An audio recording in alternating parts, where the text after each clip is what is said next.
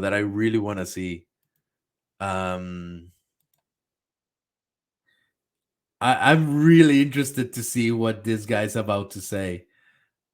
And we're about to react to it. So I'm really fucking interested. Attack on Titan ending is a nightmare. Oh my fucking god.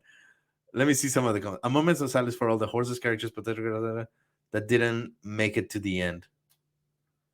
I think you misunderstood the Falco part. It's not the. I don't know what happens after I die, but I know I can make it. Spoilers below. As a reader of the manga, when I can appreciate how beautiful crafted.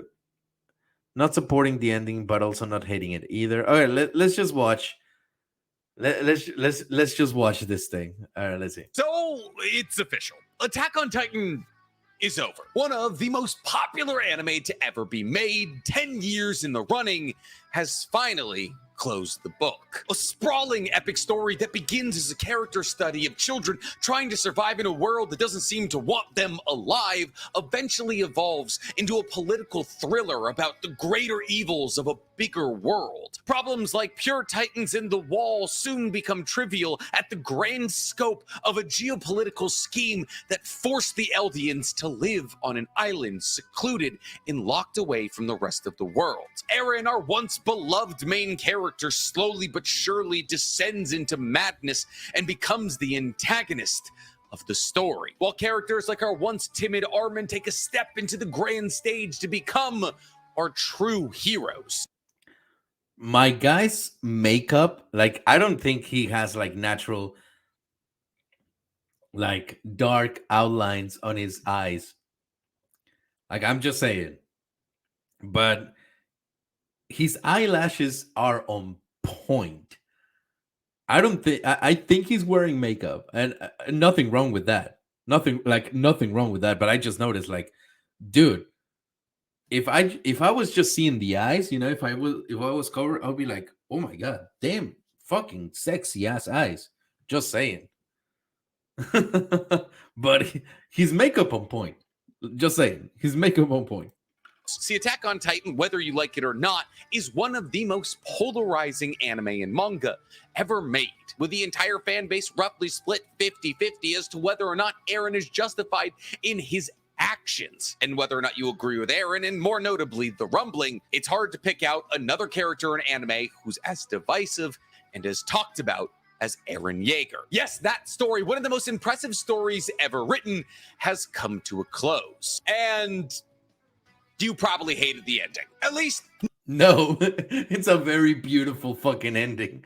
But I really want, like, again, I have not heard a good argument as to why the ending is bad.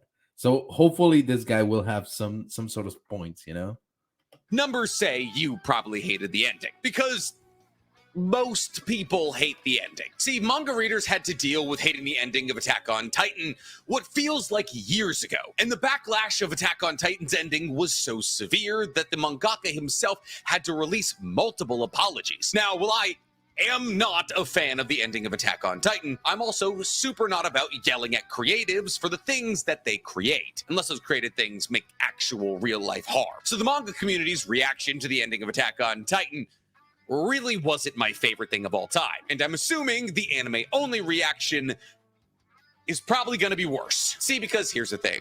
It's super interesting to see how a lot of anime-only fans are like, dude, what was everyone so pissed about? And a lot of manga readers I've been noticing are like, dude, I like the ending better because it's better explained in the anime. So I think he's also living in a little echo chamber. This is just my prediction so far.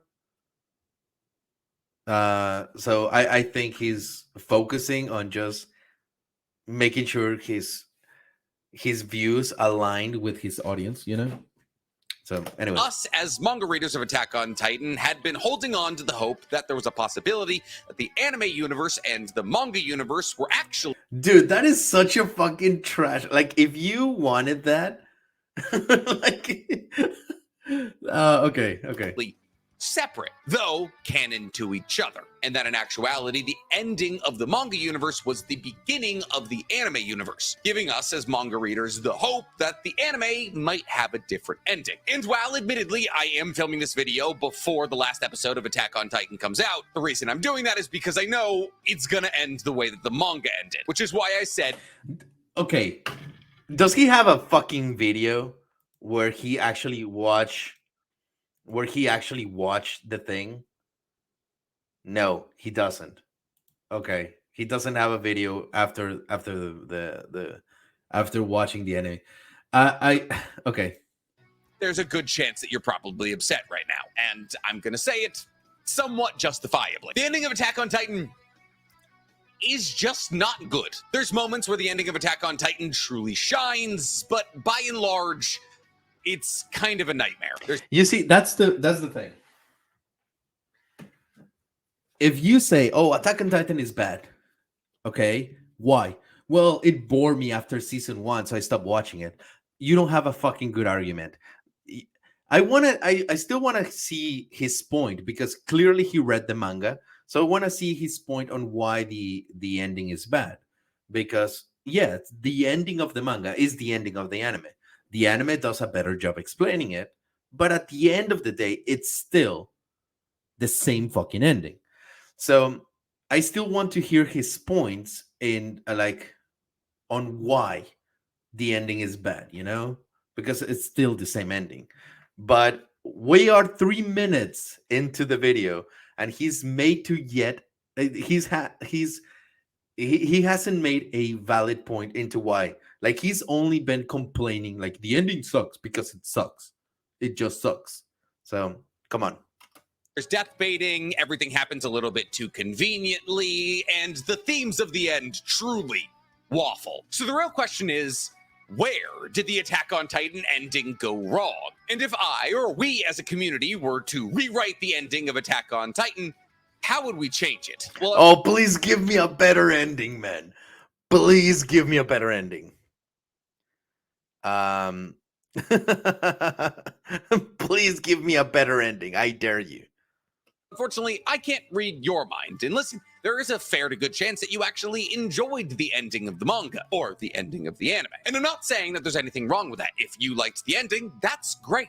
I just didn't. And I'd like to tell you why I didn't like the ending. Yeah, the problems that why. I identified in the ending that I feel as though mired the ending to an incredible story. But once again, I'm not saying it's wrong for you to enjoy the ending of Attack on Titan. If you do, that's awesome. Because genuinely, I wish I was in your shoes. I did enjoy Attack on Titan much in the same way that I enjoyed Game of Thrones. I would have liked both of those stories to get better, more cohesive endings. Now that we got that disclaimer out of the way, let's get into today's video. Because today we're talking everything wrong. God damn it, man.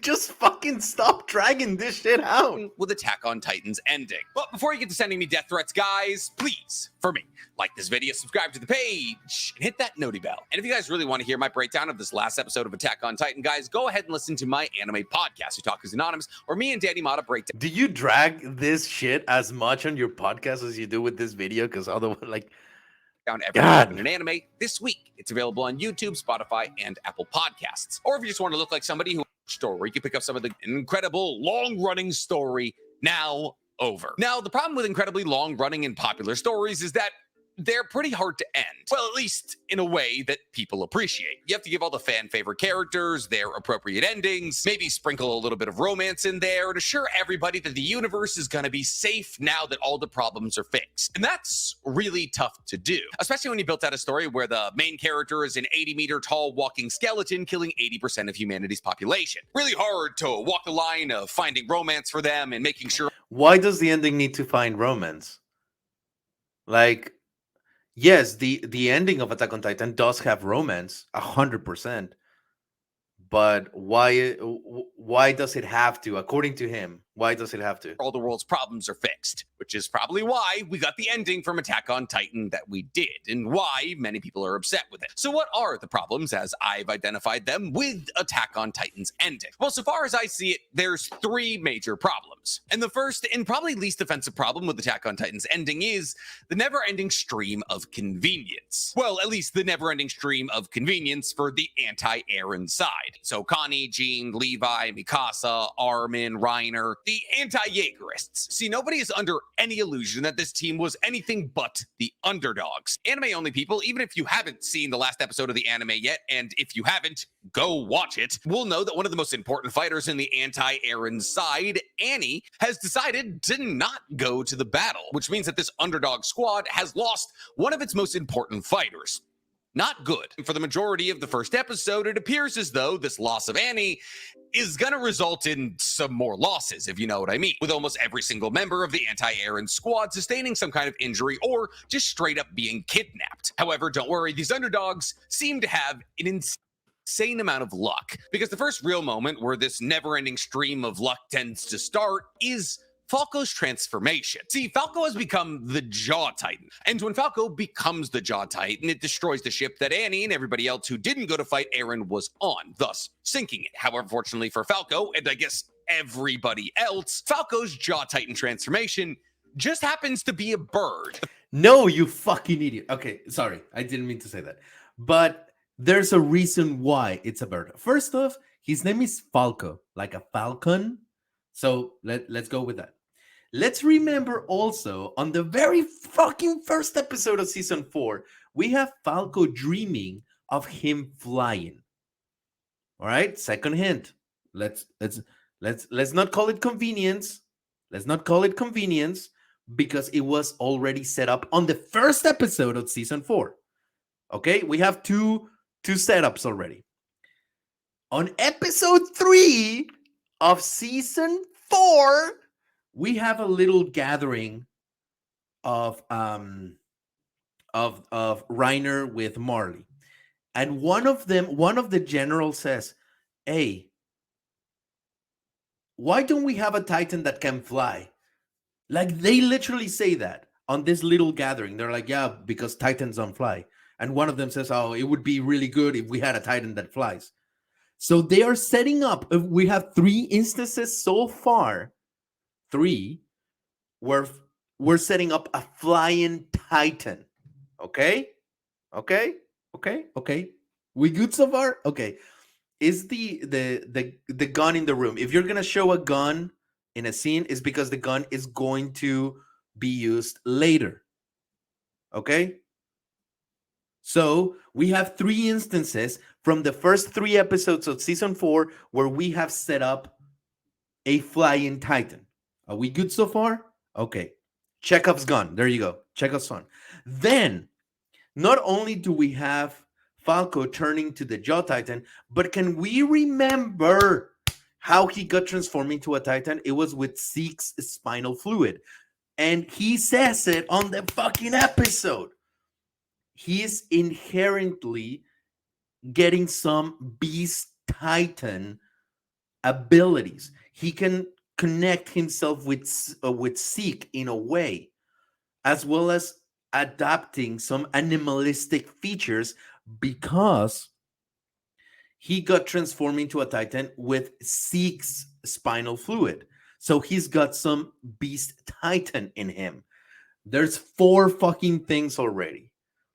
All right? And when he gets transformed into a Titan, if you look at his first transformation as a Titan, he has fucking talons and feathers. So there's already 5 instances where we get to see that there's a setup for a flying Titan. Okay?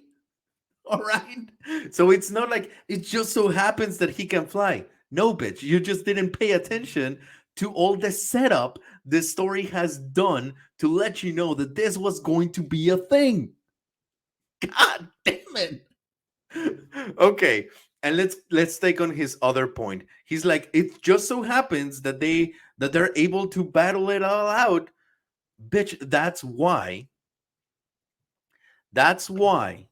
That's why, okay, like his point about like, oh, they just happen to like to actually win against all of this shit. Well, yeah, first off, they've been doing it since they were kids, okay? So it's established that these people are very good at fighting. They know what they're doing, okay? Cool. And if they had not received any sort of injury, I would have been on his side. Like, oh, yeah, it's too convenient that they're just that good to face all the generations of previous Titans and just go unscathed. No, everyone is getting their asses handed to them. They are barely making it by sheer fucking luck. So, yeah, like yeah, they have to win because they're the good guys, right? In a way, but also make it believable. And it's very believable because they're getting beaten to a fucking pulp. Levi, exactly. Levi almost dies. Reiner gets his ass handed to him like badly. His armor is completely gone. Annie, don't even talk about Annie. She was getting destroyed. So, yes, they're getting fucking beaten. So don't tell me like it's just so convenient that they win. No, because you can tell they barely fucking made it. All right, let's continue with this shit. Okay, so I've already debunked his first 2 points. Okay? All right. Are we good so far? Are we good so far? Okay. The plot armor was kind of strong. Exactly. Peak was impaled by the Warhammer. So okay, so let me put it to you this way: when what you're saying with the plot armor, it's not necessarily a lot of plot armor because, like I said, yes, they have to win because they're the good guys, and obviously, the ending has to come or whatever. But make it believable. Make it believable. And they were about every single one of them was about to die. Like every single one of them, even Mikasa, she was like getting to that point. But that's what makes it believable. That's what actually makes it believable. Where um where you see consequences happening. Okay. Kind of wonder if he only watched the final. Dude, that's the thing. He hasn't watched the fucking episode. He just read the manga. For all the plot armor that Rainer had, the man stood his ground at the end and became the shield that he always meant to be. There you go. That's exactly. Okay, so let's continue. Now that I've debunked his first 2 points. God damn it. The first Titan in observable history who's ever had the ability to fly. Not even just fly a little bit, like soar. And that comes into play. One, because it allows Falco to get to the battlefields where everybody is fighting Eren very quickly. And two, because Falco has the ability to fly and he decides, well, there's really no excuse for me not to head to the battlefields now. Except for the fact that everybody who went to go fight Eren left on a plane. If there was no excuse for you not to go with Falco, how is there an excuse for you not to go with Armin and everybody else? The mode of transportation is exactly the same. But before any of this happens, and what results in Annie and Falco being the heroes of the situation, is the fact that Armin is gobbled up by Ymir. Well, sort of Ymir. It's a pig titan that's loosely implied to be controlled by Ymir. Now, Ymir is focusing on attacking Armin because Ymir understands that Armin is going to transform into a colossal titan to destroy Eren. And thus, Armin's kind of public enemy number one to Ymir, who also wants the destruction of all humanity. At least is what we're told. However, Ymir / the Pig Titan don't injure Armin at all, so he doesn't transform into the Colossal Titan. I mean, sure, Ymir as the Pig Titan could have just, I don't know, bitten off Armin's head, but instead, Ymir as the Pig Titan focused more on just capturing Armin in a way that didn't harm him so he wouldn't turn. And because Armin is pulled into the mouth of this Pig Titan, he's apparently sent to the coordinate. They never really explain why, but let's just say he gets knocked out in the process and for some reason he wakes up in the coordinate, where he has a conversation with Zeke about the real reason that humanity should continue to exist. And that is for little moments like playing catch or chasing your friends through a field. And apparently this is all Zeke needed to hear because Zeke stands up and goes, "You're right, there is reasons to survive and we should fight for that." So him and I mean, it sounds like he had a problem with that, where literally that is the thing. Like, Seek for the longest time, he's been searching for like the meaning of life, and so far his only explanation is very scientific, very, very, very scientific. Like, oh, you reproduce, and that's the meaning of life, to reproduce. Like, he's very scientific about it. But Zeke, throughout the series, has had little moments, little nuggets of life that he appreciates, and he holds it very dear. I mean, let's not forget, his fucking throwing comes from throwing the baseball. So you see how like dear he holds on to those little nuggets of life, where he had a conversation with Aaron, where he started to cry because he felt like he had a brother for the first time. Like, Zeke got to enjoy little nuggets of life. So when Armin reminds him, like, hey, life is not just this scientific, you gotta reproduce and die type of shit. Life is also about enjoying it, which you've had in the past. And that was the moment where he realized, yes, these little moments that are so dear to me, they mean way more than I've realized. So yes, I don't see why this guy right now is seeing it as a problem. Like, oh, it just so happened. Dude, we've seen it again throughout the fucking series. What is the first thing that Zeke tells Aaron when he sees him? I'm gonna come back for you.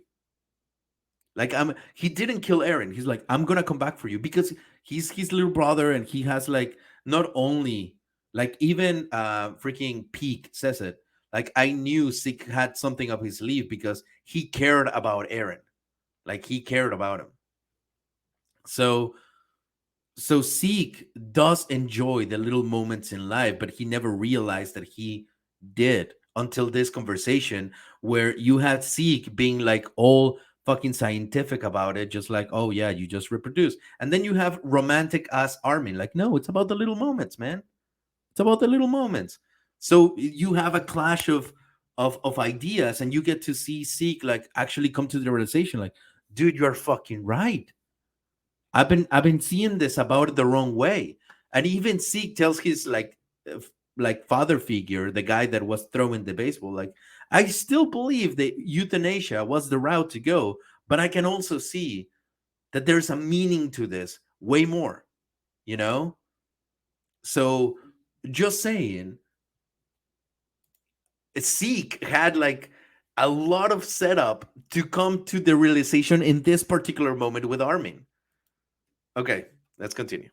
Armin decide to work together to awaken everybody who was asleep in the coordinate. And then through the powers of the founding titan, they all get to manifest in their titan shifter forms from Aaron's ribcage, kind of like how he manifested the beast titan to destroy all those airships. So all of them just manifest because they've been asleep in the coordinate, but not all titan shifters manifest, just the ones that we know. But this, yeah, bitch, because those are the ones that they're connected. Like, they these people are connected in a way.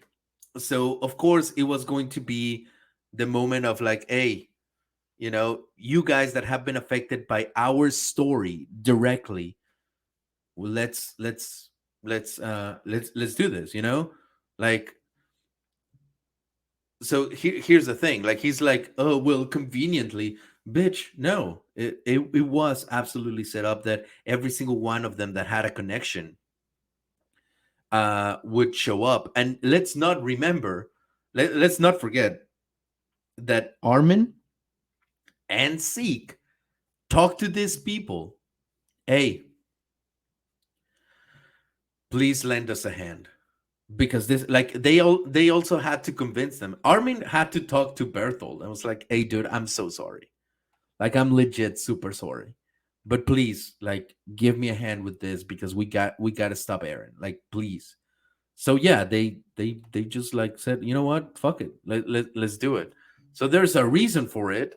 So anyways, This is kind of confusing and like kind of shakily explained, because here's the thing. The only way this could have happened is through the power of the founding titan. And considering the fact that Ymir went with Eren, and she herself is the physical representation of the founding titan's power, this would imply that for some reason Ymir decided to use her powers to allow these people to reawaken in the coordinate and then have them manifest on Eren's chest. But everything we knew about Ymir and everything that Eren tells us about Ymir after everything happens implies that Ymir wanted somebody to understand her and to break her out of her love for Karl Fritz. However, by being broken out of her love for Karl Fritz, that translated into her destroying humanity, the people who had abused her power for 2,000 years. So why is Ymir allowing people to reawaken in the coordinate and then manifest on...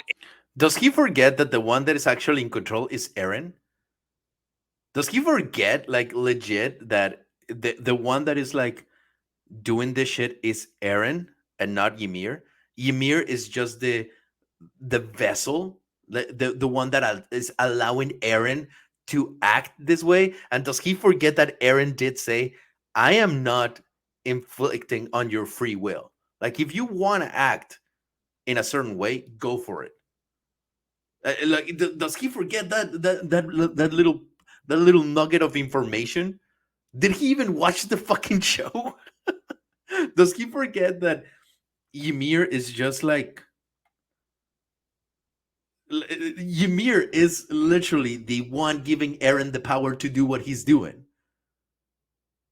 And Eren, like, literally spells it out. I am not taking away your free will. The moment you decide to act on anything, that's your decision. So when these other titans, these past titans, decided to act in a way, Eren's no one to, like, say, you know what? Yeah. So, I mean, just saying, though, just saying. I mean, just saying. Eren's chest. Now, technically, you could say it was Zeke who did it, because Zeke has royal blood and he was in the coordinate, but Zeke would have to coordinate with Ymir, and Ymir only listens to people with royal blood, and that doesn't even matter anymore because Eren broke her out of that cycle. So how did they manifest? I don't, like, there's somewhat answers, but not really. But now there's plenty of answers. You clearly just glossed over them. that all of these awoken Titan shifters have appeared, they're able to fight off the non-awoken Titan shifters that have been being created by Eren's ribcage, which gives the anti-Eren team enough time to save Armin from the old pig mouth. Listen, I'm also aware that Armin says that Ymir wants connection, and that's why all Eldians are connected through the coordinate, and Ymir is technically present at the moment of the reawakening, but Ymir is flip-flopping. That's what I'm saying. And it's weird. It's because she's not the one making the calls. Again. Ymir is not the one destroying fucking humanity. Eren told Ymir, hey, give me your power. Let me use your power. The one that is making this shit happen is Eren, not Ymir. Not Ymir. But he's like, oh, well, why Ymir is not doing shit? Because she's not doing shit. Because the one that's doing shit is Eren. He is the founding titan. He's the one. It's not Ymir founding titan. It's Eren using Ymir's power.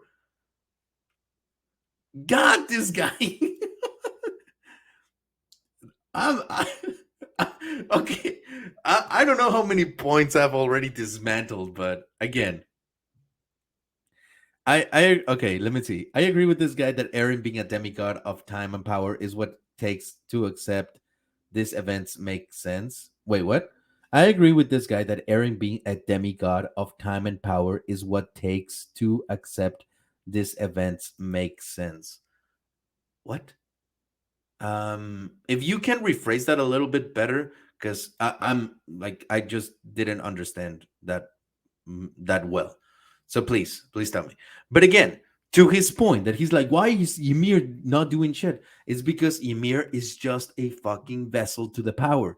It's Eren that is doing the shit. And Eren said it specifically as they were going, like on the plane, as they were going, he told them, I will not change your free will. Even if I have the power, I have the power to change your will, but I'm not going to do it. If any of you want to retaliate and act, you're more than welcome to. That's what he says.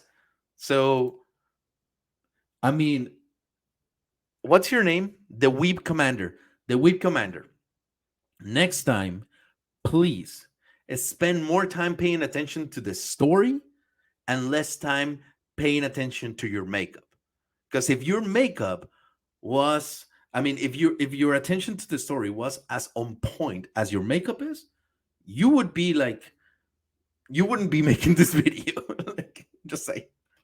Weird that Ymir is flip-flopping and that we never really get an explanation as to why. However, when all of these Titan shifters reawaken, Zeke pops out of Aaron's ribcage and kind of waves to Levi. Levi does not take that well and immediately decapitates Zeke, which stops the rumbling. So the comment. Yes, because Aaron needs to be in contact with Zeke to have access to Ymir. Period. Like, that's why.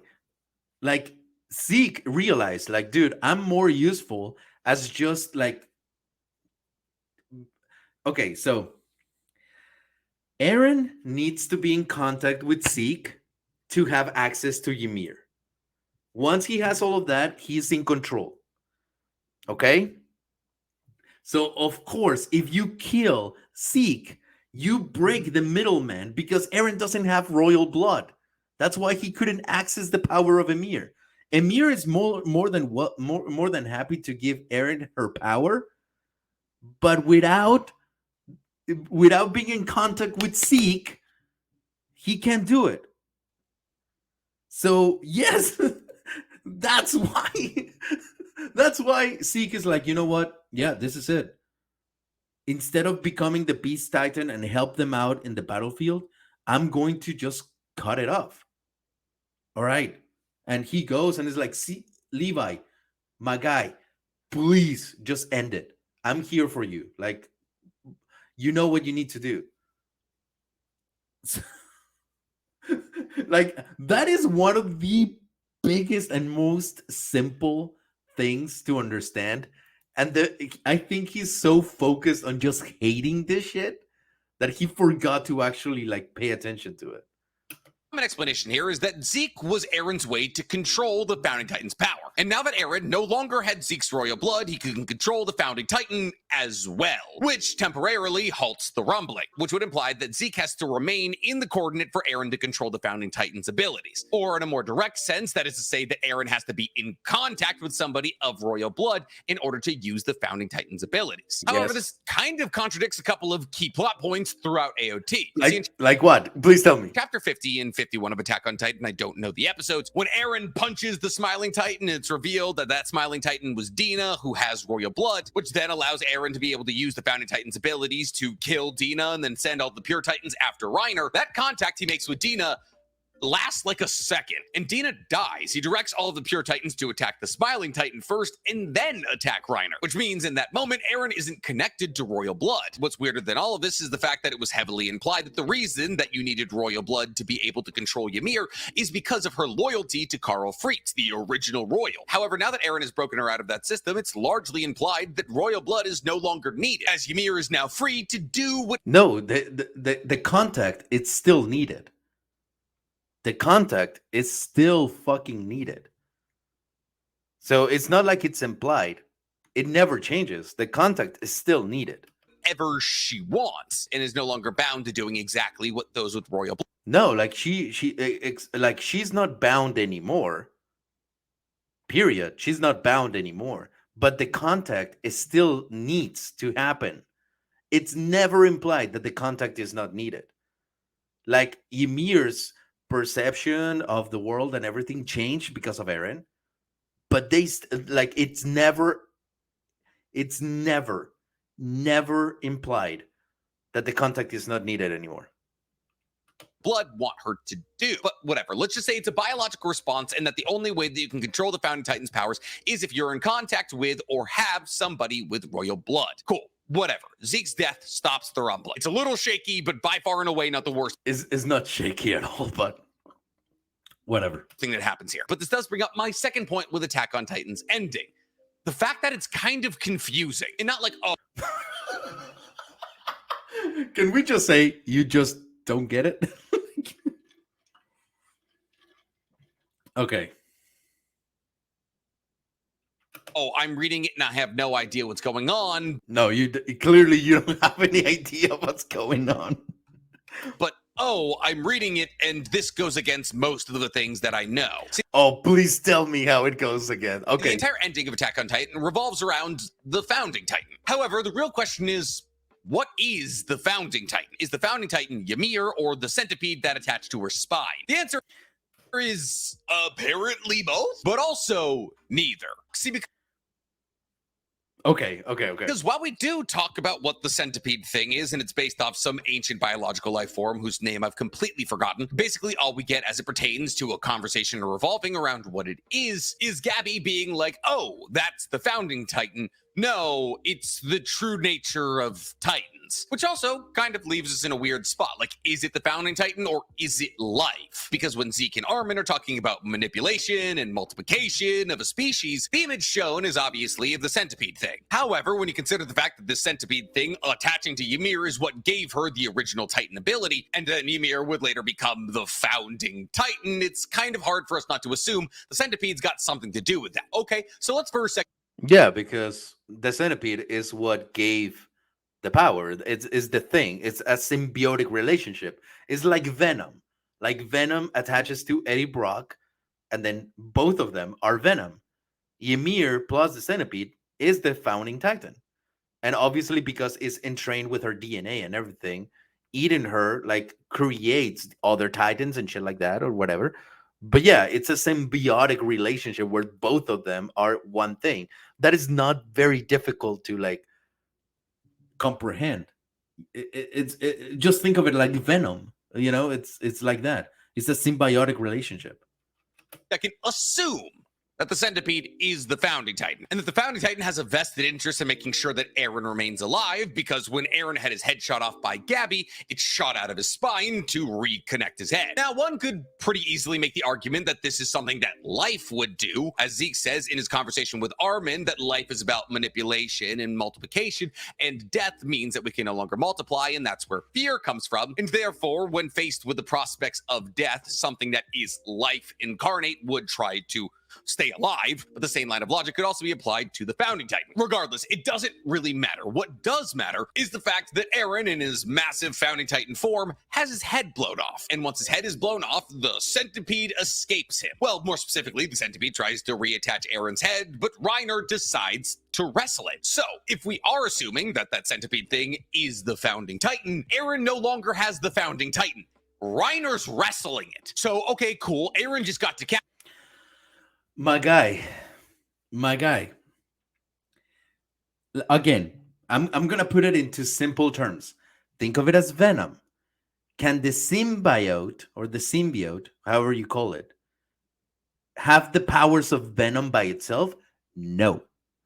It needs a host in order to have the powers. It needs a vessel, okay? So the fact that Reiner is stopping the symbiote from attaching to Eddie Brock to not create Venom. That's why the fucking centipede cannot control the Titans, because it's just a symbiote. It needs a host in order to activate its powers. Is that so fucking hard to understand? Like the virus, the flu virus needs a host in order to activate.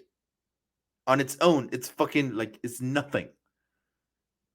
Okay, is that too fucking hard to under? Like, my guy, I'm a college dropout, and I got that. Like, come on, like, please, please. I'm telling you, it is not that hard to understand that this is a symbiotic relationship. Ymir consciousness is tied to the parasite. No, it's not. The parasite is just, like I said, this is the symbiote. Ymir is like in its own little world and everything. This thing is the thing that gives the power of the Titans. So it's just a vessel. All right. Decapitated, he should be dead, right? No, he shouldn't be dead.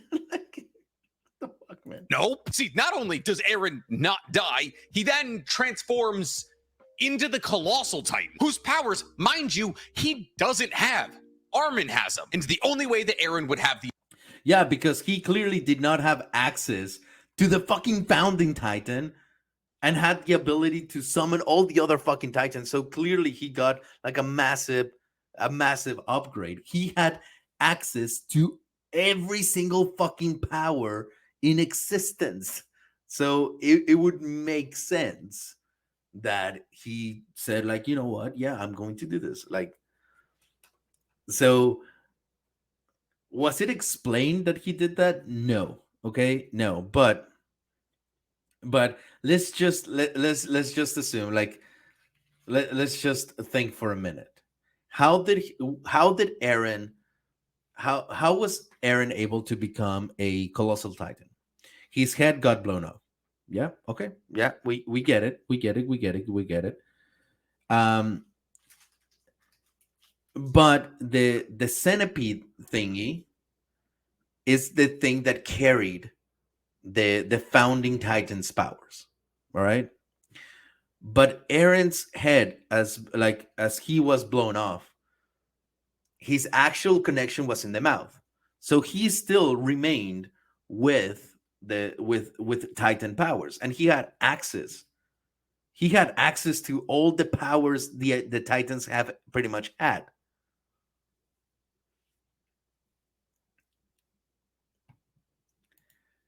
Oh, please tell me. Pretty much nothing was properly. Dude, I've been explaining this shit for like an hour. So just saying, like, please tell me how.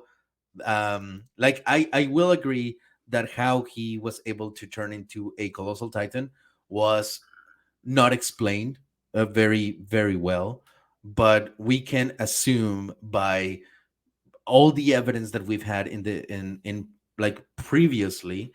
Like, let's not forget how Eren, he's the attack titan, did not have the power to crystallize. How did he get the power? Because he took spinal fluid from the armor titan. So it was established that titans can get other titans abilities by accessing their power by just like drinking their fluids. So how do we have Eren accessing every single fucking fluid in existence because he is the founding at that point? Yeah, it would make sense that he would access as many abilities as he can. You know what I mean? So, yeah. Anyways, so, but other than that, please tell me how they butchered the best series ever writer with the finale. It's interesting that that your typo was the word writer. Ever written would be the one, right? But please please do tell me, and that's why I'm doing this stream. Please, Fantastic Cat, tell me how, like, what wasn't explained so I can explain it to you and give you a possibly a good insight into why or when it was explained or how it was set up. All right, so please tell me. the ability to turn into the Colossal Titan is if he had the Founding Titan's abilities. However, when you consider the fact that Zeke is dead and the centipede thing has left him, makes us ask the incredibly logical question, how does Eren turn into a Colossal Titan? Does he still have the Founding Titan powers? Probably, but why? The logical answer is his connection to Ymir. But if his connection to Ymir is all he needs to control the power of the Founding Titan, why did Zeke's death do anything? Whatever, I guess it's just semantics. Who cares? No, it's not. Because by that same logic, why did the other Titan users like Reiner or Peak or Annie, why were they still able to keep their Titan powers? Aaron kept his Titan powers. He had access to every single Titan power, so he used it because he still had Titan powers. The only power that he didn't have at that point was the founding. He didn't have the founding Titan. He didn't have the founding power anymore because he lost connection to Zeke. Otherwise, he would have continued the fucking rumbling. Why do you think it stopped? Because he needed to control the other Titans. Once he once they severed once they severed the centipede, once they severed Zeke's head, Aaron just lost the ability to access the founding powers, but he still had his Titan powers, and he had like for a fucking day or two, he had access to all the Titan powers. Period. So it's believable that he was able to transform into a colossal Titan, especially because his head's blown out and he's like the size of fucking Manhattan. So yeah, like it's believable that he had enough power and he consumed enough fluid from the centipede to transform into a colossal Titan. So it's not difficult to like he doesn't have to like turn to the camera and be like, this is why I can do this. Like, because we've had evidence that Titans can adopt other Titans' powers if they have access to their fluid. And he had access to the fucking source for what many times that he was a fucking skeleton. So yeah, it is not super far-fetched to think about that, But he clearly doesn't have the power of the founding. He just doesn't, because he doesn't have the connection with Zeke. And the centipede was severed and it's trying to go back to its host. Whether it can access the power of the founding or not, he's still trying to go for its host. God damn it. Is that too hard to understand? Like, legit. And I'm still waiting for Fantastic. I'm still waiting for Fantastic Cat to like give us his points. So please. It's a cool colossal Titan fight, and it is a cool colossal Titan fight. I mean, there's like 2 punches exchanged, but still, I mean, there's 2 punches exchanged. I mean, let's not forget he hasn't watched the anime episode, so yeah, there's more than 2 punches. In the manga, it could be longer in the anime. And while Aaron and Armin are having the world's greatest jab exchange, does reach still matter when you're 80 meters tall? Reiner is busy wrestling with the world's most wriggly and gross entity. However, when the possible founding Titan realizes it might lose in this battle against Reiner, it decides to release a smoke that creeps over the entirety of humanity's last stronghold. And just as you thought we were starting to head in a positive direction, as people like Annie and Gabby got reunited with their families, this smoke starts turning every single Eldian into Titans. Jean, Connie, Gabby. And this scene is absolutely brutal and also wildly unnecessary. In fact, this scene accomplishes nothing at all. See, the reason that the founding... It doesn't accomplish anything at all, aside from the fact that it reveals that this is a fucking organism that wants to survive, as previously stated. That is the reason why it attached to a mirror in the first place, because it wants to survive, multiply, and create more of its own. So, I mean, he touched on Zeke explaining the reason to live is to multiply and survive, to multiply. He literally talked about that like 5 minutes ago. But here we are.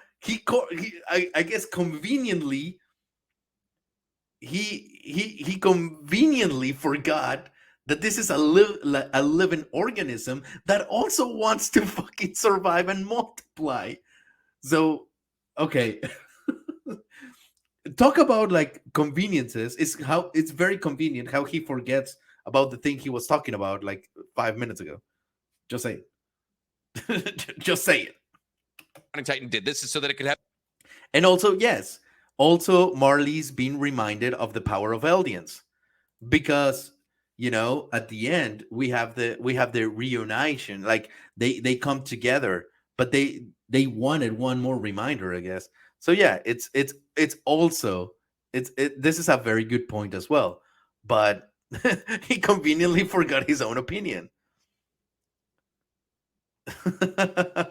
Have an army of Titans to battle against Raynor so it could survive. And so, just as Eldians and Marleyans are coming together to realize that this situation was brought on by needless hate, and Gabby and Annie are finally getting their much needed reunions, and Jean and Connie have accomplished enough that now they get to sit back and watch all the big people fight, all of them are effectively killed. Yes, they're pure Titans, but unless there's a Titan shifter around you that's willing to give up their life to turn you into a Titan shifter, you're all but dead. And listen, I am all for an absolute gut punch in an anime. Akame got killed, one of my favorite shows of all time. But death is only really great in anime and manga when it serves a purpose. And yet, no, two fan favorite characters, Jean and Connie, wiped out just like that. And not only are we hypothetically wiping fan favorite characters off the map 2 chapters before the story is ending, it also completely derails what should have been the take-home message from the entirety of the end of Attack on Titan, that Marleyans and Eldians are finding peace amongst each other. But now instead, a vast majority of the Marleyans get wiped out by pure Titans, completely derailing any progress towards the prospect of Eldians and Marleyans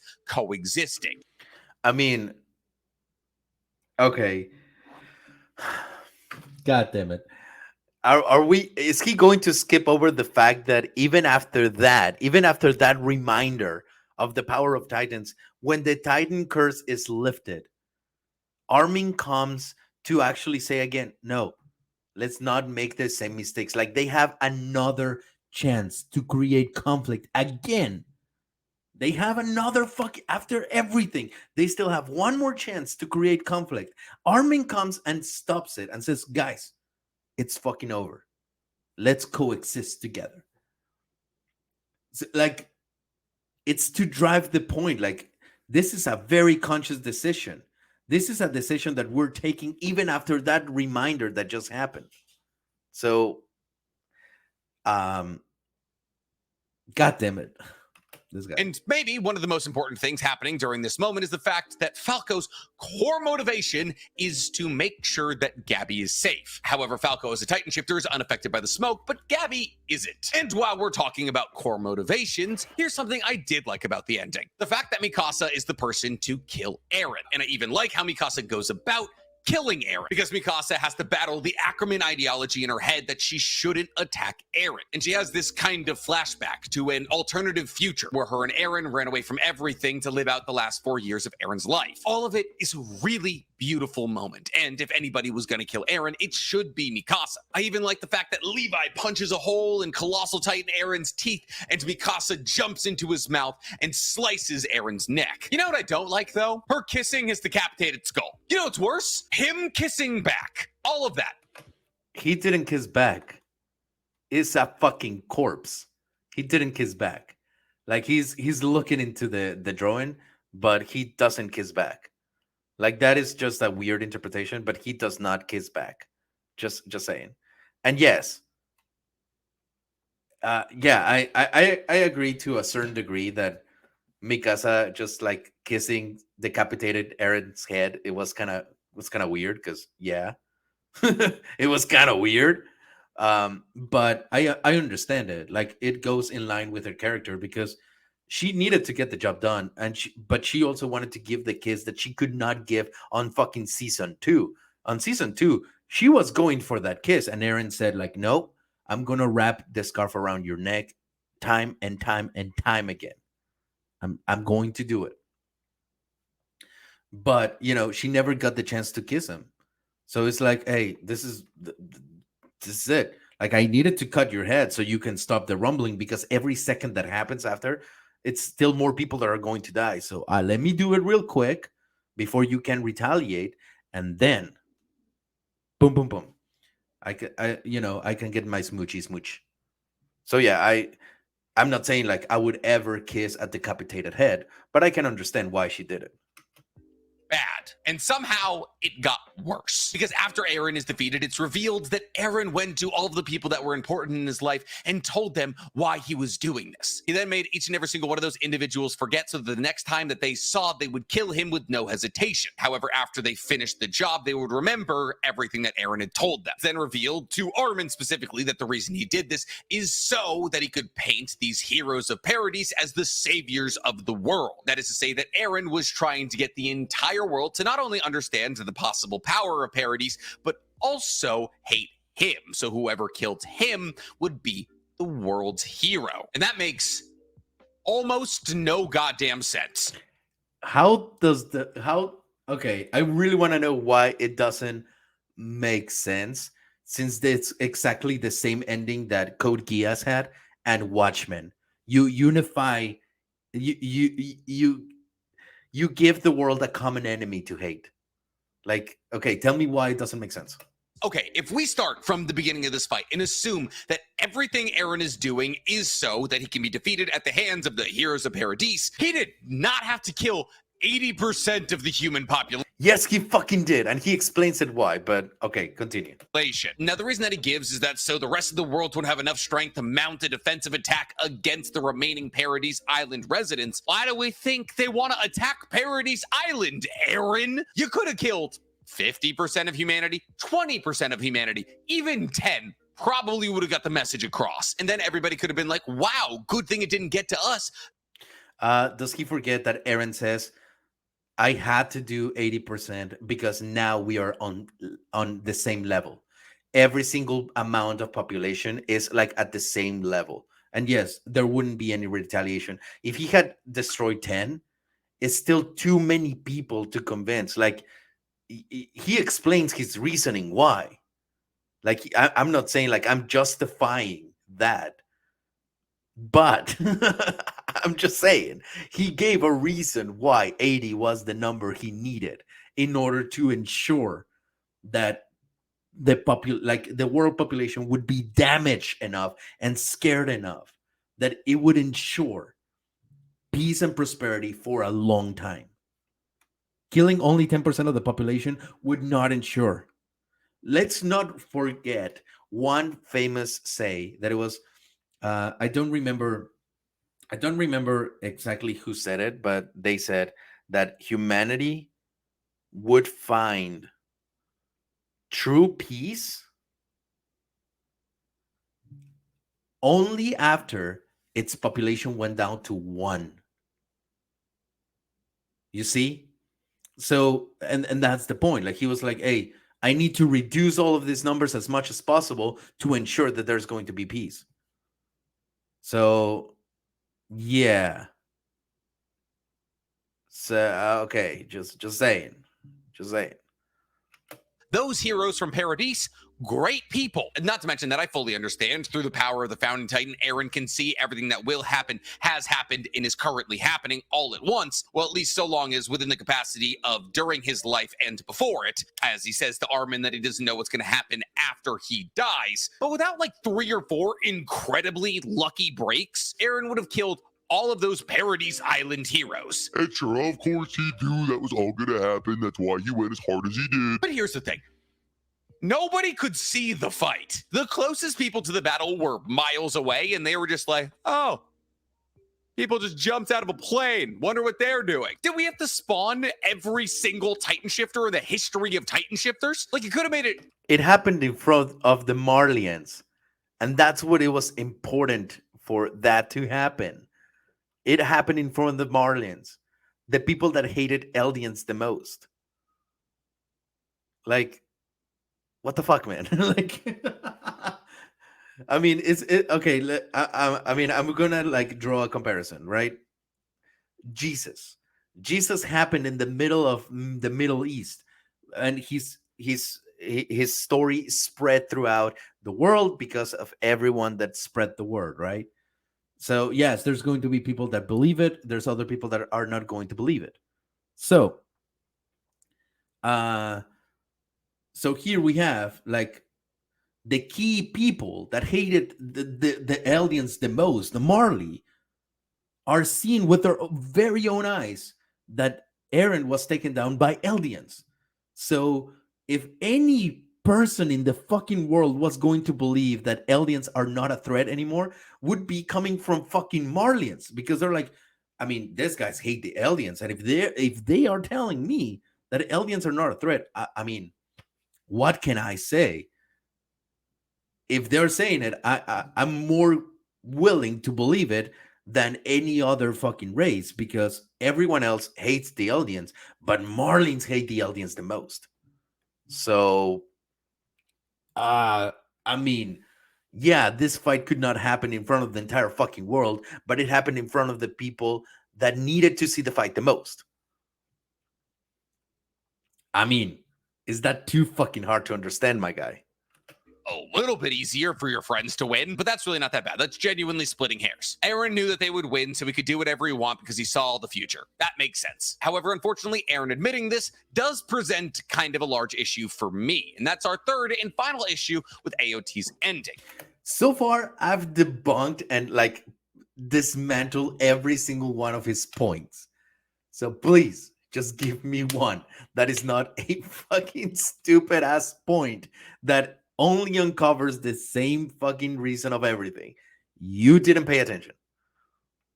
Waffling. See, in the matter of one chapter, Eren goes from the big bad antagonist to just the guy who is trying to make the entire world hate me so that my friends. Are we fucking gonna go there? Oh my god, I cannot wait. Could kill me and they'd all be liked. It's a thematic change in a matter of hate. It's a thematic change that never happened, because from the fucking get-go, Eren says it. Eren says from the beginning, he only cares about his friends. He wants the best for his friends. Do we need to remember the scene that happens where Eren tells his friends that he doesn't want any of them to inherit the founding Titan because he wants them to have a happy life? Like, do we need to remind this guy of that? That Eren says every fucking season, the only thing that matters the most to him are his friends. Eren has always been this way. Did he need it? Like, he even says, hey, I had to become this fucking diabolical person for you guys to act the way you needed to in order to stop me, because otherwise your love would not have let you to stop me, but I needed you to stop me in the most brutal of ways. So I needed you guys to do it, but in order to do that, I needed to have this facade of this edgelord, and that's why he talks to them to explain that, and he erases their memory until they defeat him. But yeah, like, he literally says, dude, I needed to have this mask of being fucking like angry and shit. As a matter of fact, you know what? I'm even going to pull up like one of the clearest as day fucking scenes ever that explains this thing. So hold on. Eren and Mikasa and Armin. Armin punches Eren. Okay, so let's go here. Okay, let's go to this scene. This is one of the most blatant scenes of all. Look, I mean, he's expressionless, okay, because he has this fucking facade. He has this facade, and then he goes.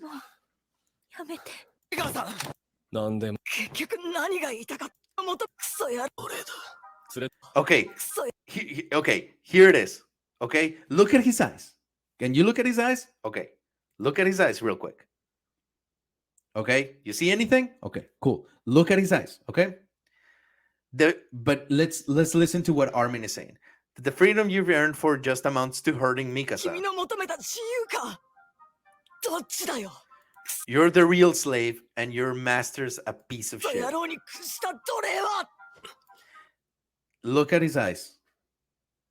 When he actually has a reaction, he's on the borderline of crying. Okay? He's on the borderline of crying because this fucking hurts him.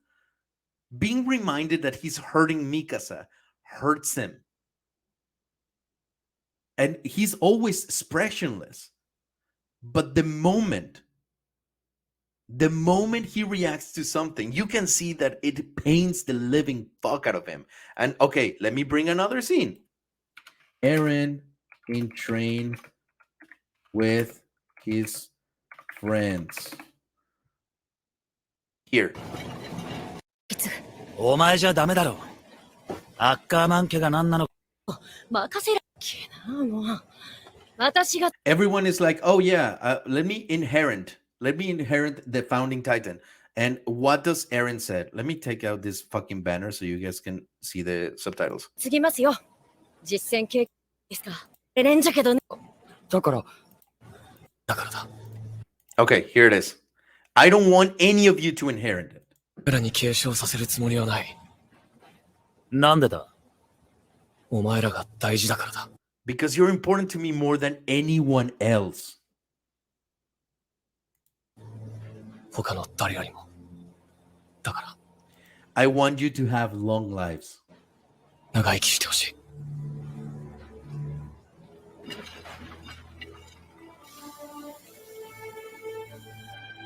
Eren never fucking changed. Eren never changed. Never. He never changed. He had a fucking facade. Like, I think this guy also forgets that the characters in Attack on Titan are very human, like incredibly fucking human, where they have like their reasonings and everything. So Eren, yeah, he puts a facade of being this fucking edgelord, but his motivation is still the same at the end of the day. Like, you see what I mean? Like, Eren never changed what his goal was from the very beginning. He always wanted to care for his friends. That's it. That's it. So right now that he's saying like, oh, well, you know, Eren went from being this super fucking bad, calculated, evil person to this mushy guy, it's because he was always mushy. Always. Like, once he actually gets to talk with Armin, he drops his facade. Because let's not, okay, how can I explain this to you? I guess this guy just doesn't understand human emotions, I think. You know, I just think that he doesn't understand human emotions. Because let me see if I can find the scene where Eren talks with Armin ending.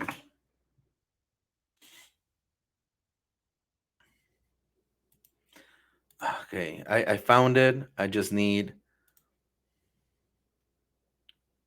Okay, let's analyze this scene. Let's analyze this scene, okay? Eren is a pathetic human like the rest of us who has given the power of God. He says it on the fucking show. He says it on the show. He's like, I'm just an idiot that had a lot of power. But let's analyze this scene, because this scene pretty much tells you everything he needs to know. Okay? So what do you think about what? About Mikasa. Do you think she can just forget about you and live a happy life with someone else? And he responds, well, who knows? Okay, how many times in your fucking life did you break up with someone, or someone broke up with you, and someone asked you, hey, are you okay? And you respond like, yeah, man, it's better this way. Like, you know, like I'm good. You know, like she didn't mean too much to me anyway. That's you playing the fucking facade as he's doing right here. Okay? Like, can we understand that? Can we understand that sometimes we lie to our friends and we lie to ourselves to hide our own emotions? Okay, so that's exactly what's happening here. So he's like, yeah, who knows? And Armin is like, I'm gonna call you out on your bullshit. Like, stop being a fucking edgelord.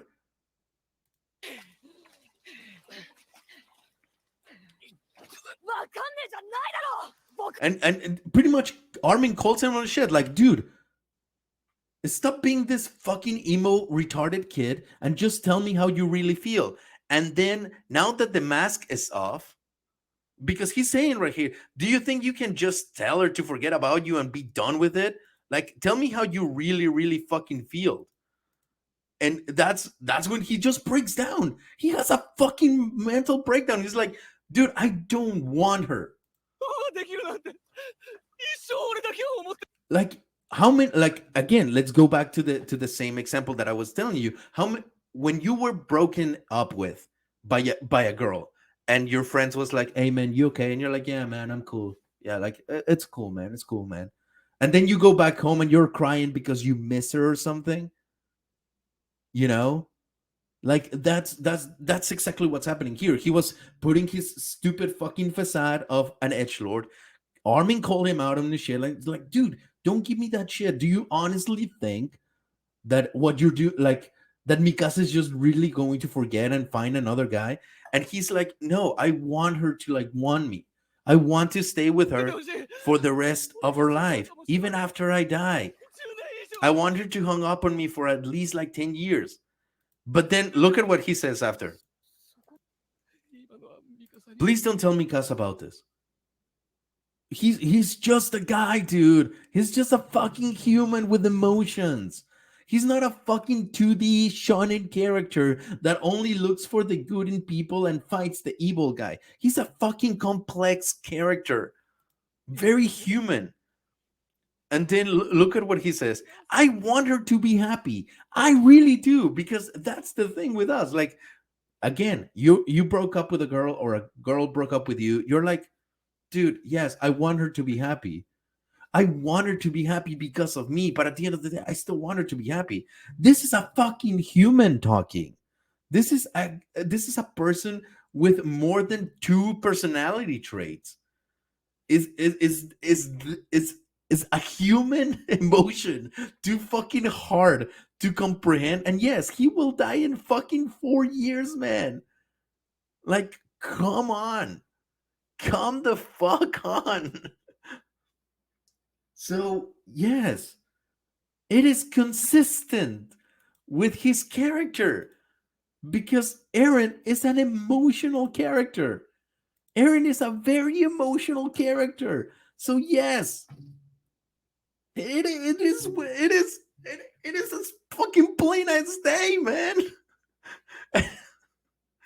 Ages. And mind you, an incredibly important thematic change. Sure, does it like kind of clear Eren's name so everyone can be like, oh, he was a good guy? Sort of. Because here's the thing. Attack on Titan is incredibly complicated because the idea of free will doesn't really exist. See, the reason that Eren was crying after Historia touched him is because he saw the future that was going to happen. He saw that he was going to have to stomp out 80% of humanity. And so everybody's like, oh, Eren, thank you so much for taking on this burden for us. But like, all right, here's the thing. When Eren is talking to Armin, he reveals to Armin that when Bertholdt is gonna die at the hands of the Smiling Titan, way in the beginning of AOT, that the reason that the Smiling Titan actually went to Eren's house and ate his mother is because Eren controlled the Smiling Titan to do that, showing that Eren was able to go back in time to make sure that this current future happened. What does that tell us? That tells us that Eren was able to make real life changes in history to ensure that an individual timeline happened. Because if Bertholdt died at the hands of the Smiling Titan, then Armin never would have been able to eat Bertholdt, and he wouldn't have gotten the Colossal Titan power, and then he wouldn't have been able to use the Colossal Titan power to kill Eren. That makes sense? Unless you think about it. What this 3 or 4 panel moment tells us is not only did Eren decide to distract the Smiling Titan by having it eat his own mother, I mean, there's so many other ways we could have distracted it. Not to mention, with the power of the Founding Titan, he could have just simply had it turn around. Hell, with the power of the Founding Titan, he could have had it rip out its own nape. But what this tells us is that Eren has the capacity to change the past to make sure that individual futures happen. Which means he could have just made sure this future didn't happen. If you And are we, like, is my guy and his on point makeup going to forget that Eren actually fucking says in the ending scene, I saw every possibility. every single possibility, and this was the only one where I could achieve giving you guys freedom and a long lasting life. He says that. So, yes, it was important for Eren to see his mom die. So he had the motivation and for everything to happen consequently. But if he had not done that, like I said previously, none of that would have happened. And eventually Marley was going to commit the atrocities. So here's the fucking point. Eren says it. If I don't destroy the world is going to destroy us, pretty much. He says this to Mikasa. Look, Mikasa, if we run together and we live the rest of our 4 years, of my 4 years remaining on this earth, Marley is going to destroy the living shit out of us. Marley, in the first episode of the 4th episode of season 4, they say that humanity is reaching a point in technology that is surpassing the power of the Titans. So eventually, humanity was going to reach a point where the Titans were no longer going to be a threat, and the entire island of Paradise would have been destroyed. Would have been fucking destroyed. So, as Eren says, I looked at every single outcome. I looked at every possibility, and I tried my best to change things here and there to try to evade everything that is happening right now, but I couldn't. This was the only way. It was like Doctor Strange. It was exactly like Doctor Strange. Like, I looked at all the possibilities, only in one we win. Only in one. So, yes, I'm sorry, my guy. Like, I am so sorry, but it is explained in the show that this was the way it needed to happen in order for Eren to achieve his goal. Like, and again, let's remember, please, that Eren did not want to reach world peace. He wanted to ensure long freedom, long-lasting lives and freedom to his friends. He did that. He did all of this for his friends. Is that selfish of him? Yes, it's fucking selfish. But that's the character that we're dealing with. A kid with the power of God doing what he wanted. So, yeah, let's not forget that Eren's goal is not to save the world, like change like the stop global warming and shit. No, he just wants to ensure that his friends were going to have a happy life. So technically, there you go. He had a goal in mind, and he was going to do whatever he needed to do to achieve that goal. And he says it to Armin. I looked at every single possibility and I tried to change as many things as possible. And this is the only way where I achieve what I wanted. Period. So, yes, my guy, you're absolutely correct. He could have changed the past to where his mom wouldn't die. But if that had happened, there was going to be a point during his lifetime where it was either going to be Marley or the rest of the world would have destroyed Paradise. So, do you see where I'm going with that? Do you see where I'm going with this? Like, let me ask you something, guys. Right now that I just explained that whole point, am I making sense? Like, what I'm making sense, does it make sense what I'm saying? Like, do you see my point? Or like you know what I mean? Like, do you see what I'm saying? Like, because I'm trying to give you as much evidence and understanding as possible. Like, that's what I'm trying. Like, this guy is just like talking about like, oh yeah, this fucking sucks because this was never explained. And I'm like, the fuck, it was explained. It was absolutely explained. So come on. Like, again, give me a fucking good argument. And so far, all of his arguments revolve around one single common denominator. He missed the fucking point. He was not paying attention to the series because he was too busy making his eyeliner look on point. So, anyways, he says right now, oh, well, you know, that's the problem. The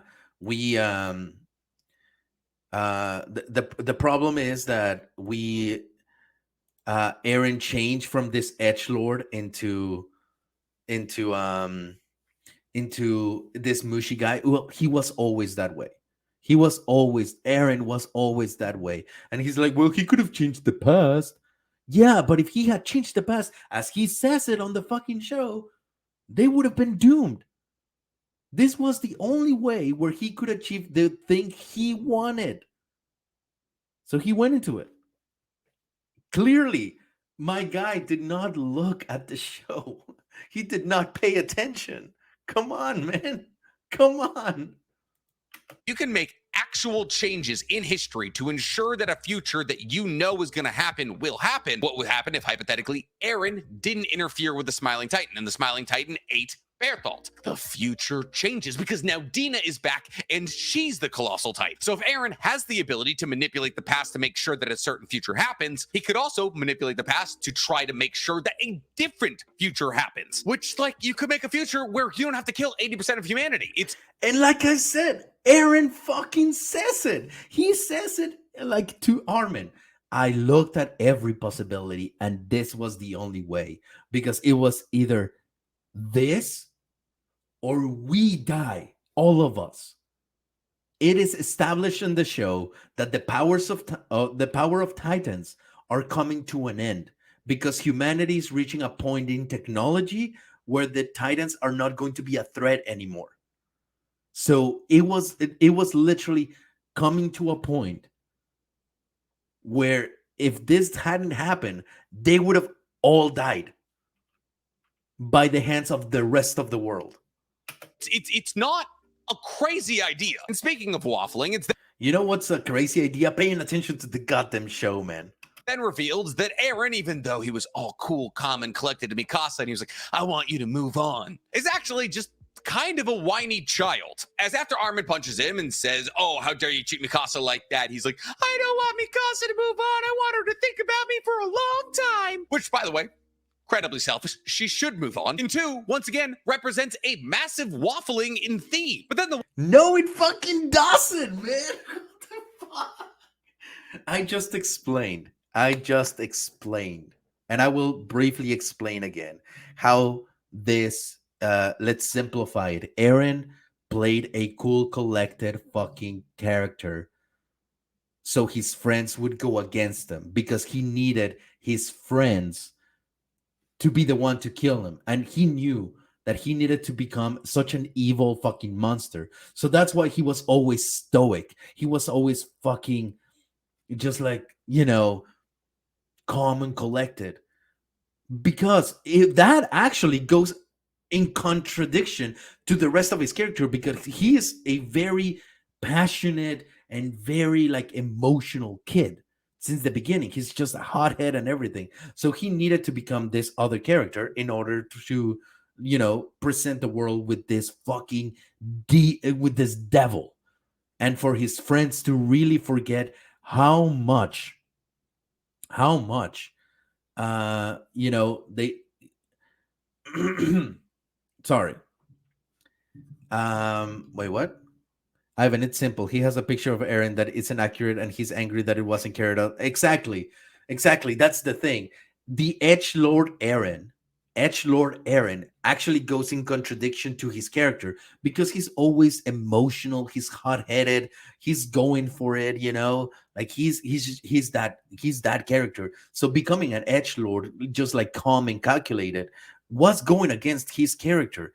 Then, like I said, at the beginning of the fucking scene, Armin is like, hey, so you want Mikasa to just kind of forget about you? And he's like, yeah, I mean, who knows? Like I said, he's just like, oh, yeah, man. Punches him, like, hey, don't give me that shit. Tell me what you actually want. And then he's like crying. He's like, yeah, I want her to be happy though, but I don't want it to forget about me. That's how I really feel. The mask is fucking off. And he's telling us how he really feels. That's the emotional Aaron. That's the Aaron that actually, the actual consistent character Aaron. What the fuck, man? Is that? I saw this. Where was this comment that I saw? It was fucking yeah. Has this guy ever fallen in love? I don't think so, man. I think he's only fallen in love with his body pillow. Because god damn, like he clearly doesn't have enough human experiences to understand when a person is just trying to lie to himself and play it cool, and then just breaks down because he's literally sad that he lost it. God damn it. Like, not everyone is fucking Light Yagami and fucking Lelouch from Code Geass. Exactly, Direwolf. Like, every single person that didn't like the ending has the same common denominator of like, well, Eren went in a contradiction to his character. Like, did you not watch the first 3 seasons where he is just an emotional, hot-headed piece of shit? Where he's just like acting on impulse? The first 3 seasons, and then he suddenly becomes cool for all of you edgelords that don't leave Hot Topic. Like, he becomes suddenly like cool, and he's like, oh yeah, I want Eren to destroy the world. Like, actually, the cool, collected Eren goes in contradiction to his character. And then we finally see him without the mask, and he's like crying to Armin, like, no, man, I love you. I love all of you. But I had to do this to ensure that you were going to have a happy, free life. Calm the fuck on, man. God. Man. Waffling gets even worse because after Eren dies, everybody who turned into pure Titans just alive again because now the power of the Yeah, because they were not dead, you fucking idiot. They were turned into Titans, and then the Titan curse was lifted. So they returned back into normal humans. I mean, how the fuck are you going to say, oh, why aren't they dead? Why does every other Titan user doesn't die? Like, why does Reiner can go back to being a human after being in the Armor Titan? Like, why? Well, that would have happened with this guy's logic. Yeah, they were pure Titans, but they were not killed. So they returned into humans after the Titan curse was lifted. Dude, you are as dense as your eyeliner. God damn it. The Titans are gone, so all pure Titans. And he has a okay. I'm gonna shut up on that one. I'm not gonna make that a point. Are turned back into humans. So why were all these people turned into pure Titans? Did they help the founding Titan defeat Reiner? We don't know. No, they were trying to stop Reiner, but they did not succeed. Like, is that too hard to understand? Eren dies, and then the centipede thing just disappears. We don't see Reiner defeated. We barely see Reiner battle against the pure Titans. And what's crazier than all of this is the fact that yeah, because after Eren dies, there is no connection to the Titans. There's no host anymore. The centipede needed Eren because Eren was the host of the founding Titan. After that, the connection is broken. It's like the symbiote connected to Venom. Okay, then you take Eddie Brock from the symbiote and you destroy Eddie. The symbiote just like melts because it doesn't have its DNA source now.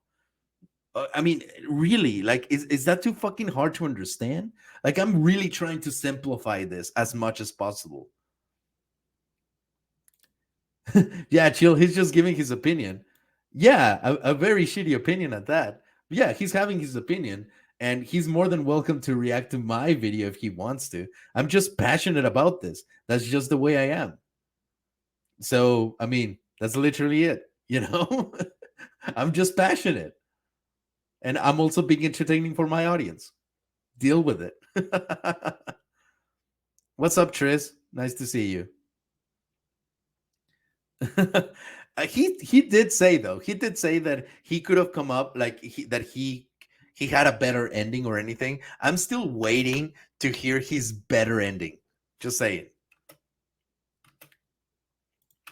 the centipede just kind of gives up on getting Eren's head because Eren kind of reconnects his own head by becoming a colossal titan. So does the founding titan centipede thing die with Eren? We don't know.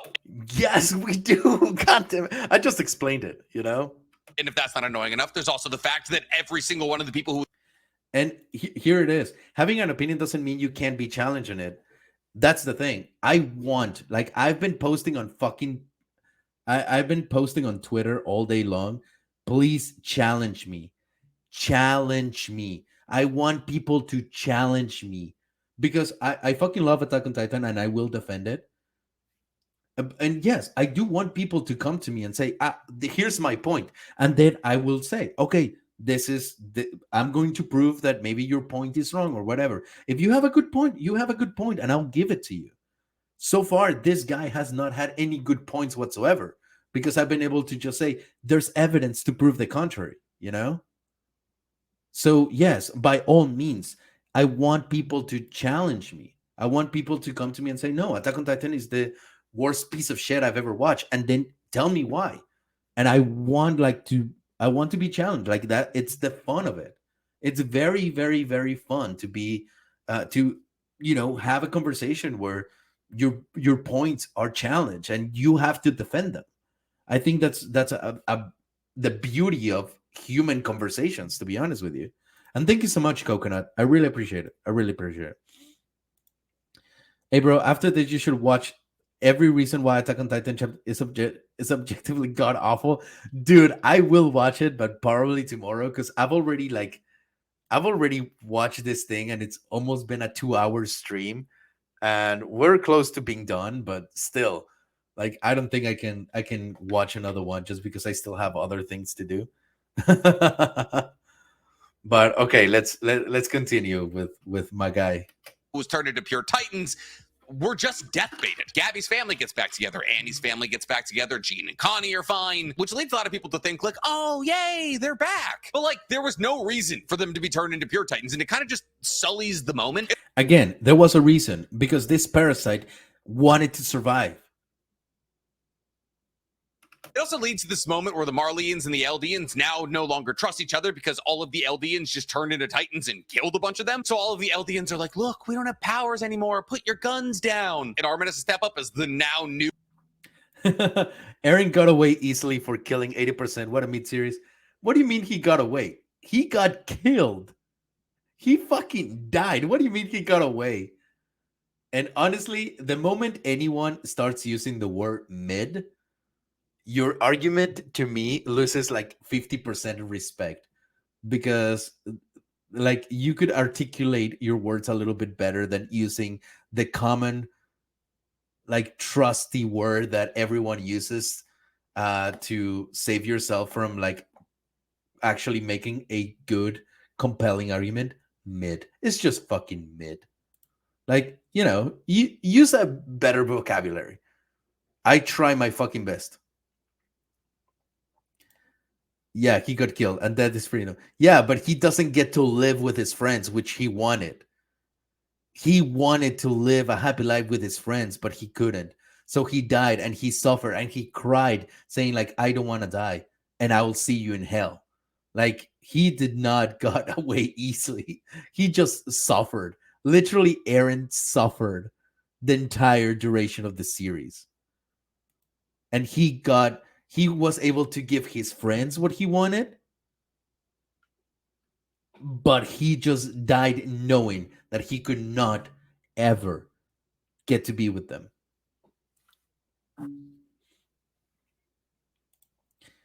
Him killing his friends in the process is going to haunt him as long as he breathes. It's way better than that's more suffering. It's way better that's more suffering. Okay, I see what you're trying to write, but like that's the thing. Like, you have this genocidal like fucking lunatic. You need to stop him and clearly put him in jail. Like, he's not gonna do the job because he can clearly escape from it. So you need to stop him. You need to kill him. Like, yeah, I mean, probably you want him to like suffer forever and ever in the depths of hell, which most likely he's going to, but at the same time, in order to save the rest of the people, he needed to be stopped like right there.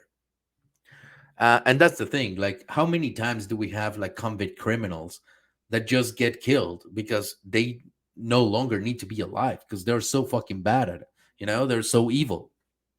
So, and you can say like, oh yeah, they got off easily, and that's the same thing with Aaron. Like, yeah, do you want maybe to Aaron have more punishment? Yeah, 100%. Like, valid for you to want that. But at the end of the day, it was more important to save the world than to make sure that this little shit got enough like suffering. Like, he already suffered the entire series knowing that he was going to do this, and he just like, let's not forget this particular scene, to your point. Um right here. Aaron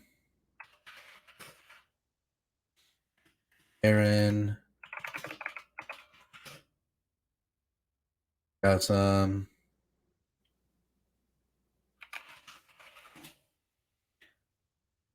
This little scene. Let's not forget this little scene, just for like, you know, for the sake of argument, where he is crying. He sees this kid crying, and he knows what he's going to do. You know,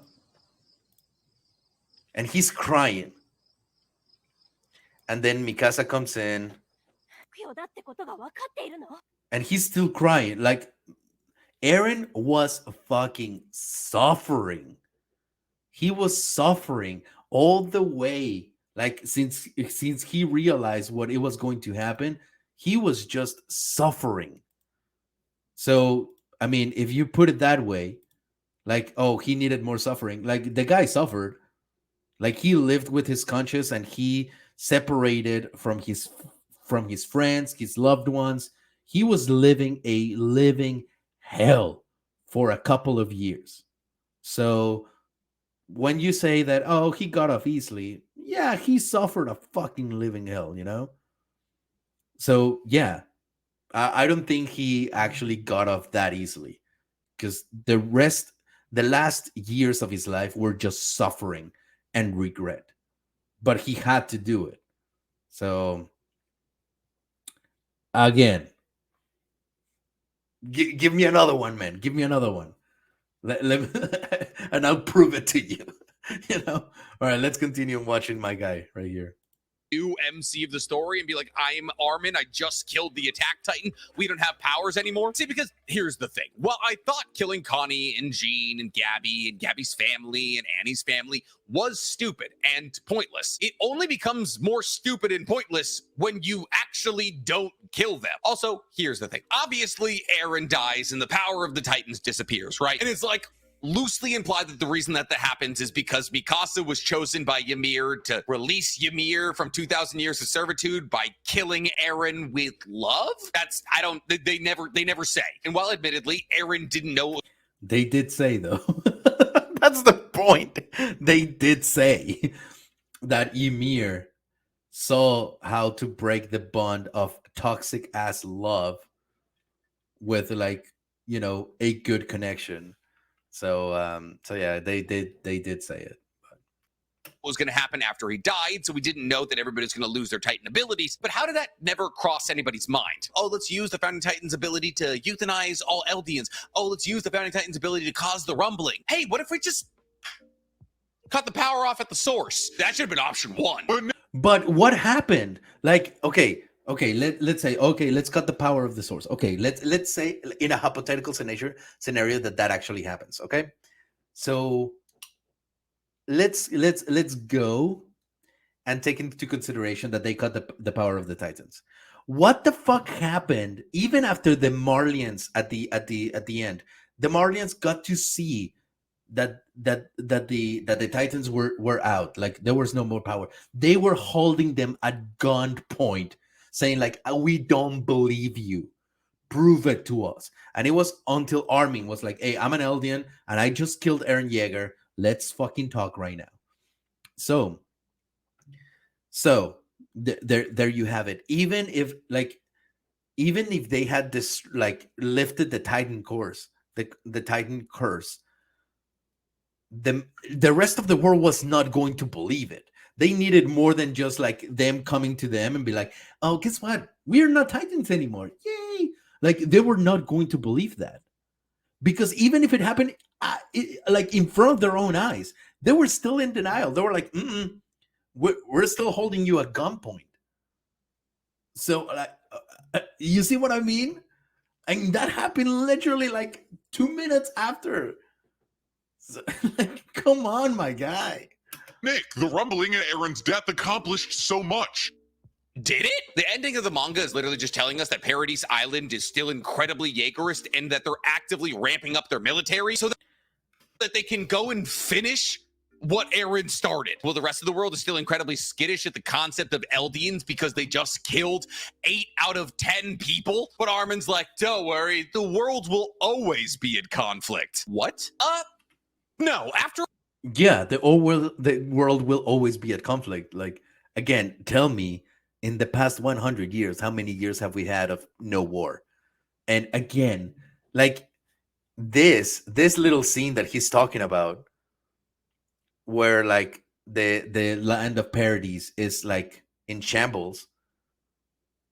That happens. Like the island of Paradise does get destroyed, but like fucking hundreds and hundreds of years after. So yes, a war that kills 80% of humanity, maybe we figure this whole peace thing out because the country of Eldia, which is now probably this happens hundreds of years later, not the next day. The strongest military force on Earth, because no squishies, is ramping up their military to go kill the remaining 20% of people, which means Eldians and Marlians have not come together. And sure, the tones of the end of the manga are, oh, Annie and Reiner are gonna work with Armin and Mikasa, and Marlians and Eldians are gonna come together and we're gonna find peace. But like Historia, one of the most beloved characters in all of AOT, is ramping up the militarization efforts of Paradise Island. And it's like, sure, I get that the 7 of you are close friends, but like, effectively, what did Aaron doing the rumbling accomplish? Like, it accomplished peace for hundreds of years, for civilization to start over, and for his friends to have a long freedom, a long free life. Again, Aaron did not want to save the fucking world. He just wanted to ensure that his friends would live a happy life. He was not concerned about the rest of the fucking world. Again, Aaron's goal was to ensure that his friends would live a happy life and that there would be no retaliation against them. And he accomplished that. He was not concerned about global warming. He was not concerned about equality and representation in movies. Like, he did not give a fuck about anything other than his friends. He fucking spells it out, my guy. And he right now, this guy is talking as if Aaron's mission was to bring world peace. That was never the fucking point. It was just his friends, which he accomplished for 100 years and more, until civilization like came back again. You can see Armin and everybody returning to, I guess now, New Eldia 3 years after the rumbling is over. Well, it is a possibility that they'll be welcomed with open arms. On the ship, they're like, I wonder if they're going to shoot our ship down. Cool, Aaron made you guys the heroes. Now your own island hates you. And it only cost billions of people. But don't worry, Aaron was doing it for a good cause. Oh yeah, and Aaron's a bird now. So I guess 2 Titan shifters have found the... I love how people hold on to the, oh, Aaron is a bird. Dude, it was just fucking metaphorical. Like, let's yeah, it's a representation that, oh, Aaron is with you in spirit or some shit like that. But come on. Like, people think, like, this is an actual point that I've seen. Like, Aaron was reborn as a bird. No, bitch, it's just a little representation. Like, it's a little metaphor. Like, Aaron is in spirit and he, as the bird, is free. Like, he's dead and the spirit is fucking gone, you know? Like, it's just a little fucking like visual metaphor. That's not too hard to understand, my guy. It's not too hard to understand. It's not too hard to understand. It's like if you read a book like fucking Twilight, which I bet he's read them all. I bet he's like, oh, here it says like like and his eyes were like two pairs of flashlights. Is he going to be like, oh well, where does the flashlight go? Like, does he turn it on through his brain? Like, I don't know, dude. It's a fucking metaphor. It's a metaphor. It's a metaphor. Are you going on Mark's channel when he's review? Yeah, I'm going to Mark's channel tomorrow.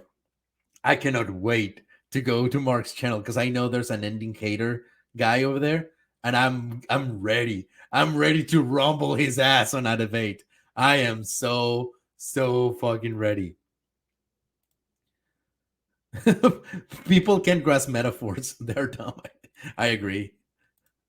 I don't think he's a little bird watching Mikasa get her cheese clapped. That's a good one. That's a good one. Yeah, it's just a symbolic representation. The ability to fly. Listen, when it comes down to it, the ending of Attack on Titan is just so scattershot. There's no adherence to any overarching themes. Everybody. The whole fucking theme is that the world will always find a way to destroy itself because there's always going to be sides, which is fucking clearly stated from the get-go. From the freaking get-go. He is switching sides constantly. Yeah, switching sides because, again, another point of the story is when you talk to your enemy, you realize that you have more in common than you have against. So that's why they switch sides, because we don't live in a 2D world, in a world where there's only one personality trait per character, because we live in a complex society where you change your mind, you evolve, you grow. Period.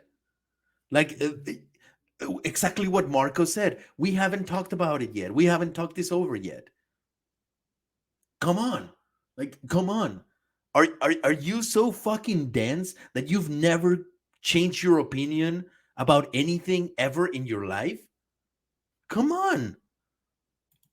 Nothing gets accomplished, and Eren accomplishes his fucking goal of giving his friends freedom and to live a happy life, as well as people that were so inherently racist against one another got to know each other and understand that we needed to talk things over. Yeah, it's not always easy, it's not always pleasant, but if we talk and we come to a consensus, we will realize that we're not so different one from the other. God fucking damn it. And Eren's dead. Why Mikasa was able to break the cycle and free everybody from Titan powers, we're not entirely sure. How the Founding Titans abilities work and how that ties into Ymir and the centipede thing, we also don't really know. Okay. If you really genuinely want to feel like all of this meant nothing, you could read chapter 139.5, which I don't know if they're going to adapt to the anime or not, where after Eren's head being buried in the ground by Mikasa, it grows a giant tree. A giant tree that after a couple of 100 years eventually forms a cavernous-like mouth. A cavernous-like mouth, kind of like the cavernous-like mouth that Ymir fell into after being hunted down. The boy and his dog discover said tree, which is very clearly telling us that the cycle's going to restart again, and that he's going to get Founding Titan abilities. And that while Ymir has been freed from her shackles by her possible daughter, Mikasa, this boy's going to probably become the new Ymir. And nothing means anything. God fucking damn it. You are as thick and dense as your makeup. God damn it. Okay. So it's never clearly stated whether he's going to get Founding Titan powers or not. What is clearly stated is that society destroyed itself. It destroyed itself, and this is probably a way to reborn, like how the cycles are always in motion. It's not meant to be like, oh, here comes Attack on Titan, like the aftermath or some shit like that. No, it just means like the whole point of the story, well, one of the points of the story is to bring to cycle. Like, dude, 2000 years ago they were fighting for some shit 2,000 years later, they were still fighting for the same shit. 2,000 years after, they will still find a way to fight for the same stupid shit.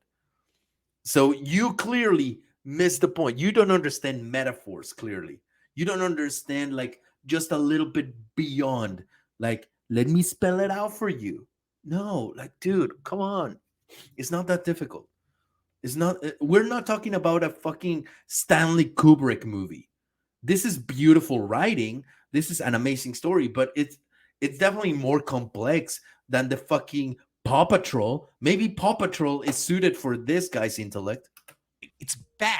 The way that I would have fixed this ending is... Oh, please tell me. How would you would have fixed this ending? Oh, I am so ready. Oh, I'm so fucking ready. How would you fix this ending? It's very simple. There's one of two ways to do it. The first is just keep Eren evil. Don't be like...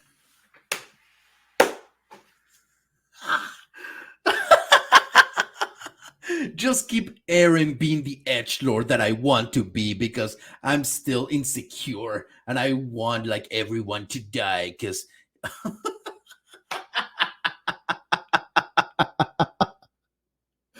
just keep Eren being the edgelord that I want to be. God fucking damn it. That would go in contrary to Eren's character because he's not an edgelord. He's just trying to do what he can to ensure the peace and freedom for his friends and the people he cares about. He played a fucking character. And again, I've pulled up the scene plenty of times. I've pulled it up so many times where he tells, where he's playing the character of being cool and collected. And then Army is like, dude, stop with the fucking charade. You're not that person. Tell me how you really feel. And yeah, I knew this guy wants Eren to be the edgelord.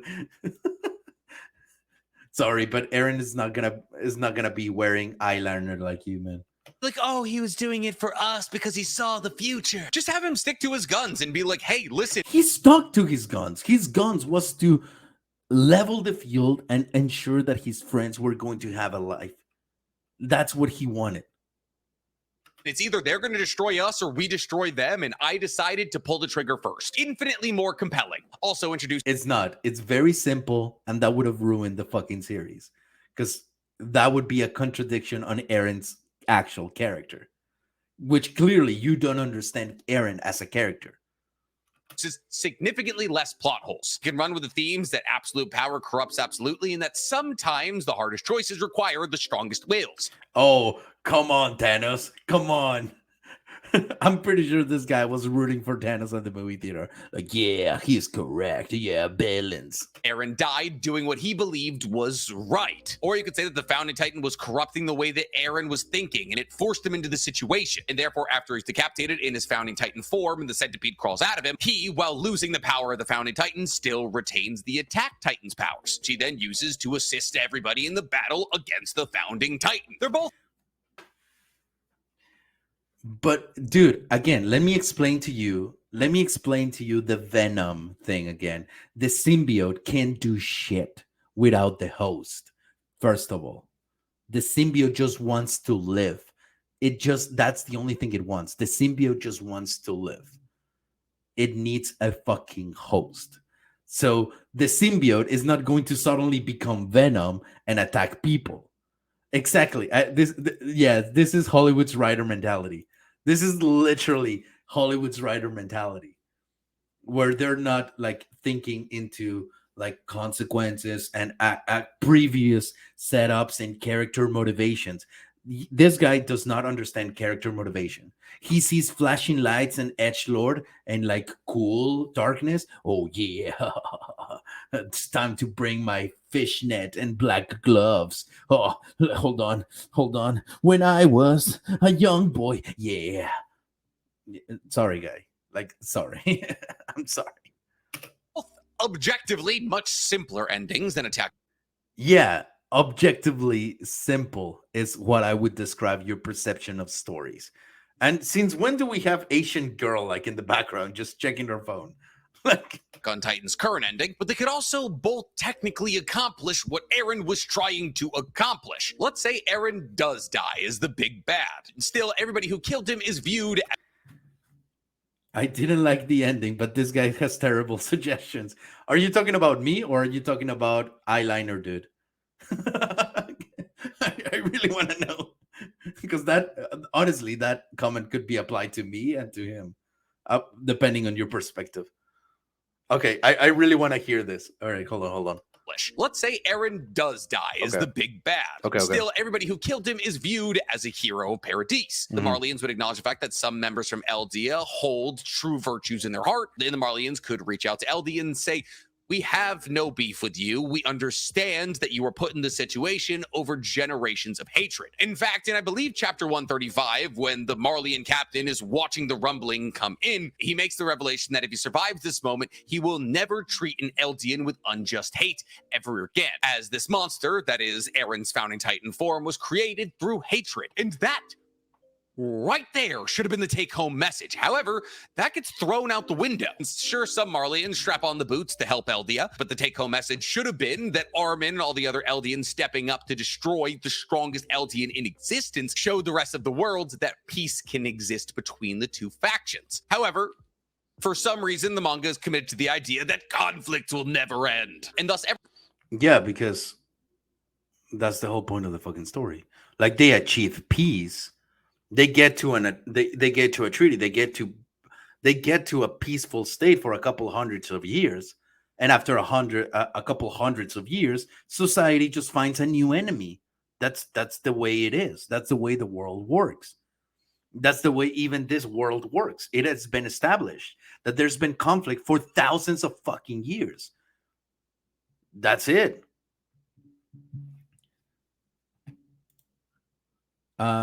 I didn't care for the ending, but the whip commander needs to get off the edge lord.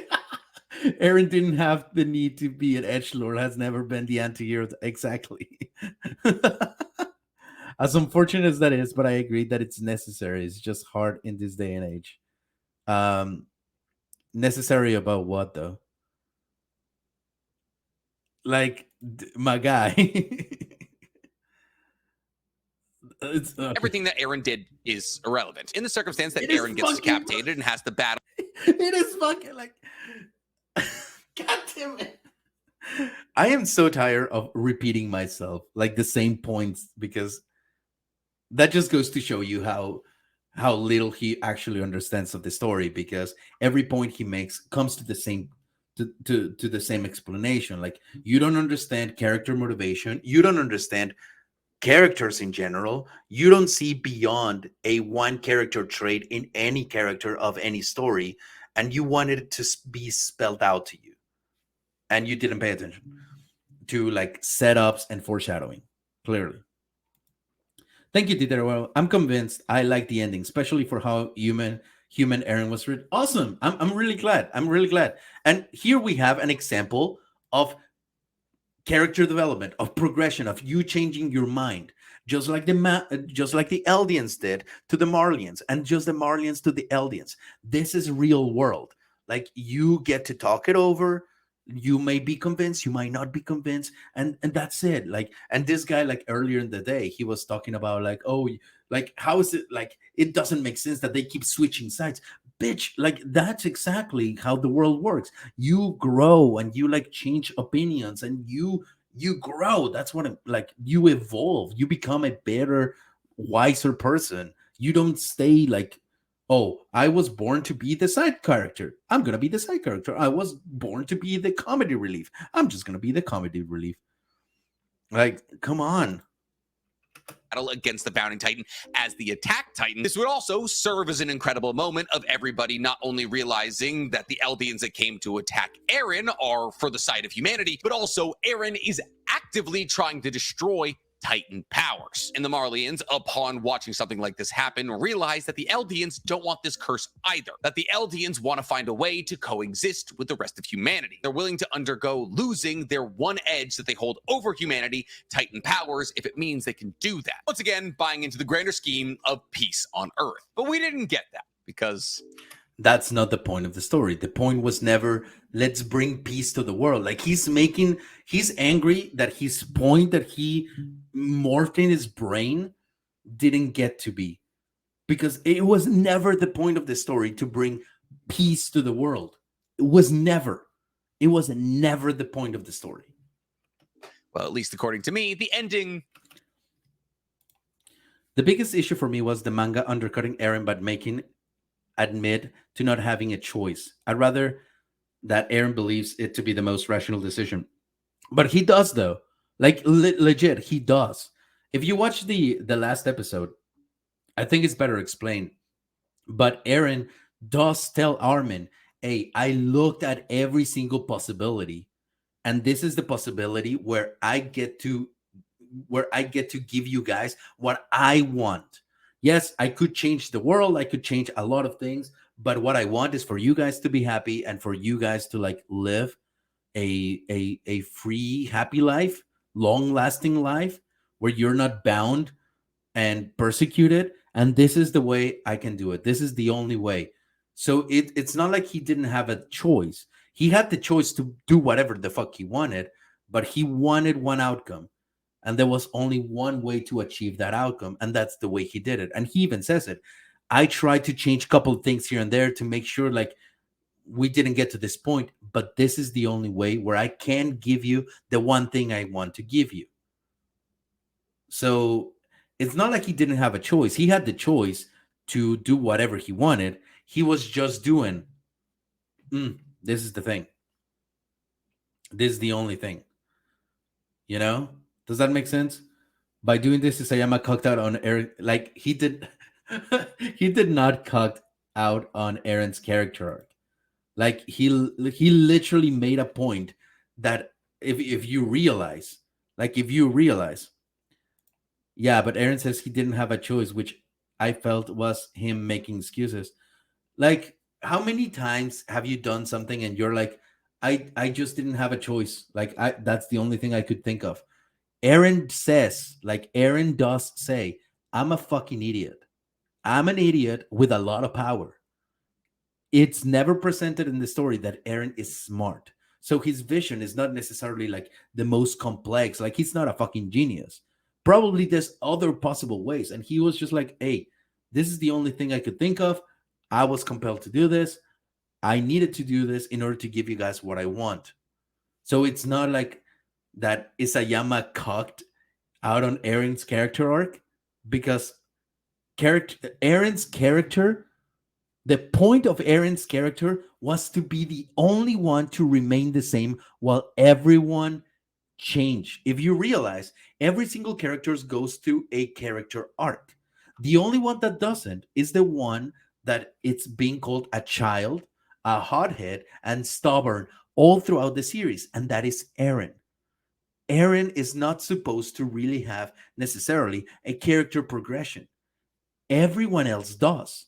Mikasa goes through a character arc, Armin does, even like fucking even Annie's mom goes through a character, not Eren's mom, Annie's dad, even Annie's dad goes through a character arc. Reiner's mom goes through a character arc. Like, even the fucking sidekick, even like the tree over there goes through a character arc. Everyone goes through a character arc, except the one character that is always called stubborn, childish, and hot-headed, and that is Eren. That is the whole point. That is the whole point of Eren's character. To be always a child. That's why he's presented when like the rumbling starts to happen. He's presented as a kid because that's what he is, and he's like, "This is freedom, yay!" Because like they try to give you the metaphorical representation that he's always a kid. He's always been a kid. Like, the guy is not even 20 years old, and the only thing he's known is this like hot-headed, like blind rage since he was a kid. And everyone got to like learn and be and change and grow. And yes, Eren does grow, but at the end of the day, he's the one that grows the least. And it's always said at the very end, you hot-headed suicidal maniac. You know, I just don't like that they revealed Eren was faking it the entire time. That's a preference. That is actually your preference, that you don't like that Eren was faking being an edgelord.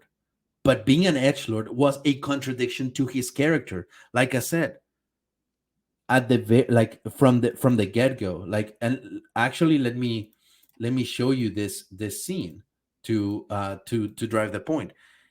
Eren was being an edgelord here, and when Mikasa approached them, as he saw the kid run, and he knew what's going to happen, he cries because secretly, like, he's always been caring, and he's just this fucking heart of like pain and suffering. Let me remind you of another scene. Let me remind you of another scene. Eren in Train with Friends. Here. そんなじ お前 What does Eren say here right here? はだろ When everyone's like, I want to inherit the founding titan お前らが大事 because you're important to me more than anyone else. Eren has always been a very hot-headed, stubborn piece of shit kid, but he's always loved his friends more than anything. So becoming this edge lord, dark person, very calm and calculated, it was actually very, very much in line with a like character, quote unquote, assassination, because Eren is not like that. It's never been set up like that.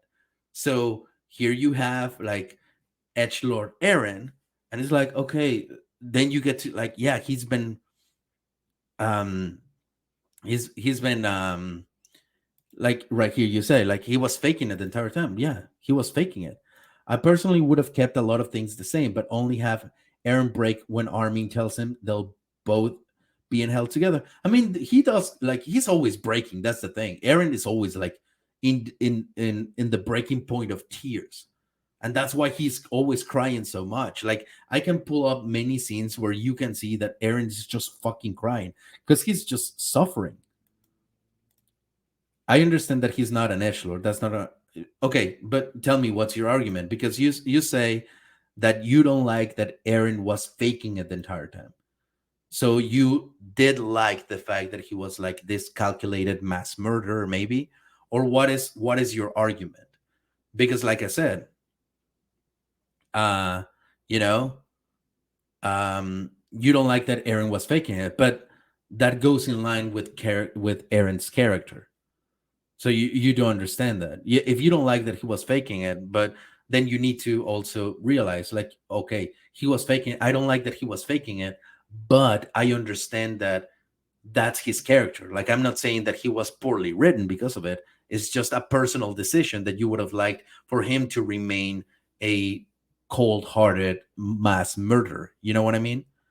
Or if that's not the case, please do tell me what your argument is, because I felt like Eren would have tried to keep a brave face for his friend's sake for as long as possible. I mean, technically, that's kind of what he did. If you like check it out, like, he did only to break when Armin sees right through it. Like, he does, though. He does. Let me show you. Let me just show you. Eren talks with Armin ending. He does. And I'm about to prove it to you. Okay? Here. Check this out. So in this conversation, like, he's calm and collected, right? He's like serious, he's just like stoic and everything. And then Armin is like, hey, do you think she's just going to forget about you and just like live happily, just like you want? And his response is like calm and collected, like, yeah. Who knows, man? You know, like, I'm cool, I'm chill, like, you know. Then what happens? わかんね Armin goes and says, don't give me that shit. Literally, don't give me that. I don't remember ever forgiving you. What are you thinking about disregarding Mikasa's love like that? Like, Armin just calls him out on his shit. And then what happens? Like, literally what happens after? He cries. That's when he breaks. Like, that's when we get to see real Eren again. Like, we're not talking about the calm collected that during this entire conversation he was talking nonchalantly to Armin, like, yeah, man, yeah, I had to do it, it's the way it is, man. Like, he was very calm and collected throughout this entire conversation until Armin called him out on his shit. And that's when he broke, and that's when he started crying, and that's when he was like, dude, I just want her for me. I want to be with you guys. I was trying my best, but no, like, I do want her to, like, be happy. And even Armin's like, dude, that was very pathetic. Like, I'm very, but that's who Eren is. That's who Eren is. The problem with Isayama's writing style is that he likes to undercut characters that have shown to be menacing or competent to show us that they're actually human underneath it all. Yeah, that's called, like, writing good characters. That means that you don't write, especially for a story. Like, let me put it to you this way. The point of this story is to show you that there's good people that do horrible things with good intentions, and there's bad people that do horrible things with bad intentions, and there's just people. That's called being a human. I'm pretty sure you have hurt people that you didn't mean to, and that doesn't make you a bad person. It's just character depth. It's not just being a Disney villain because they're just villains. No, they're human, and Eren is a very human character. So yeah, they just don't have a single personality trait. That he's the villain, he's the hero. That's it. Like, for example, in Demon Slayer, Musen is just fucking evil, and Tanjiro is fucking good. That's it. Like, it's a very simple story, very easy to digest. Here we're talking about a story that really wants to drive point that we have a human world and human emotions, and they're always trying to solve conflict, but getting to more conflict and everything. The thing that I feel is that Eren regrets back to season 2 instead of being Eren from season 3. The thing is that Eren was the same throughout the first 3 seasons, technically. He does grow a little bit more, but the Eren of season 2 was, I mean, it's this Eren right here, the one crying. Like, I don't exactly see how Eren of season 3 is any different from Eren of season 2. What I want is to go halfway with edgy Eren and pathetic Eren. I see what you mean. I see what you mean, and honestly, I think that's what he is, because he's in a way, like, he does grow a little bit. He's a little bit more mature, quote unquote, but still, he's fucking pathetic. He's a fucking idiot at the end of the day, and you can see it clear as day. But like I said, the whole point is that everyone grows but him, because he's a stubborn hothead and an idiot, and it's spelled out for you. So the fact that you say, like, hey, what I want is this version of Eren, 100%, that's personal preference. That's 100% personal preference. But I agree, like, the edgelord facade is a facade and people don't want to accept it. Yes, because edgelord Eren was kind of cool. Like, oh my god, he went from this whiny bitch to this cold, calculated murderer. No, I mean, that's the facade. That's the character betrayal of Eren, actually. Like, that's mask. At the end of the day, he's just a fucking idiot with a lot of power. That's what he is. And yes, the only thing that changed is his age. So yeah, I like I said, I 100% support you in you not liking Eren, and that you wanted something different. Like, just know that you can't say that Eren was poorly written, or that the story of Attack on Titan was just mid, because it's not. It's way more complicated, and it's your personal preference that you wanted something possibly more simple or something a little bit more straightforward. You know what I mean? Like, it's cool to say I just don't like Attack on Titan, but you can't say Attack on Titan is a fucking horrible story because they didn't do this character the way I wanted him. I wanted to have him, you know? That's what I mean. So again, I don't want edgy Eren. I think showing Eren being more mature and knowing that he to make an impossible decision and going through with it like an adult. Again, that's not necessarily Eren though. That's what you want out of Eren, but that's not who Eren is, and that's stated through the entire. Eren became a kid again rather than an adult. He never became an adult, bro.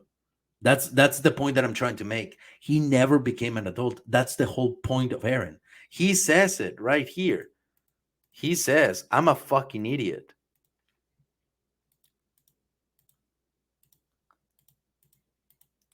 Where is it?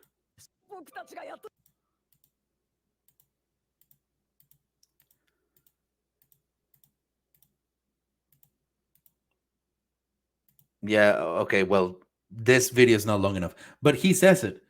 I'm just an idiot. Like, you want Eren to be a character that he is not. And that's the problem.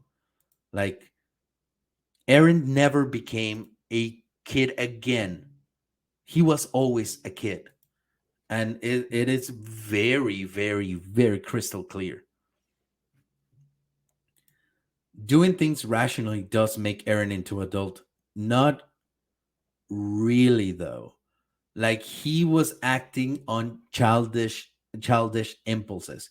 Was he capable of manipulating and like act, like calm, collected, and as an adult, like you call him? Yes, but to achieve a childish goal.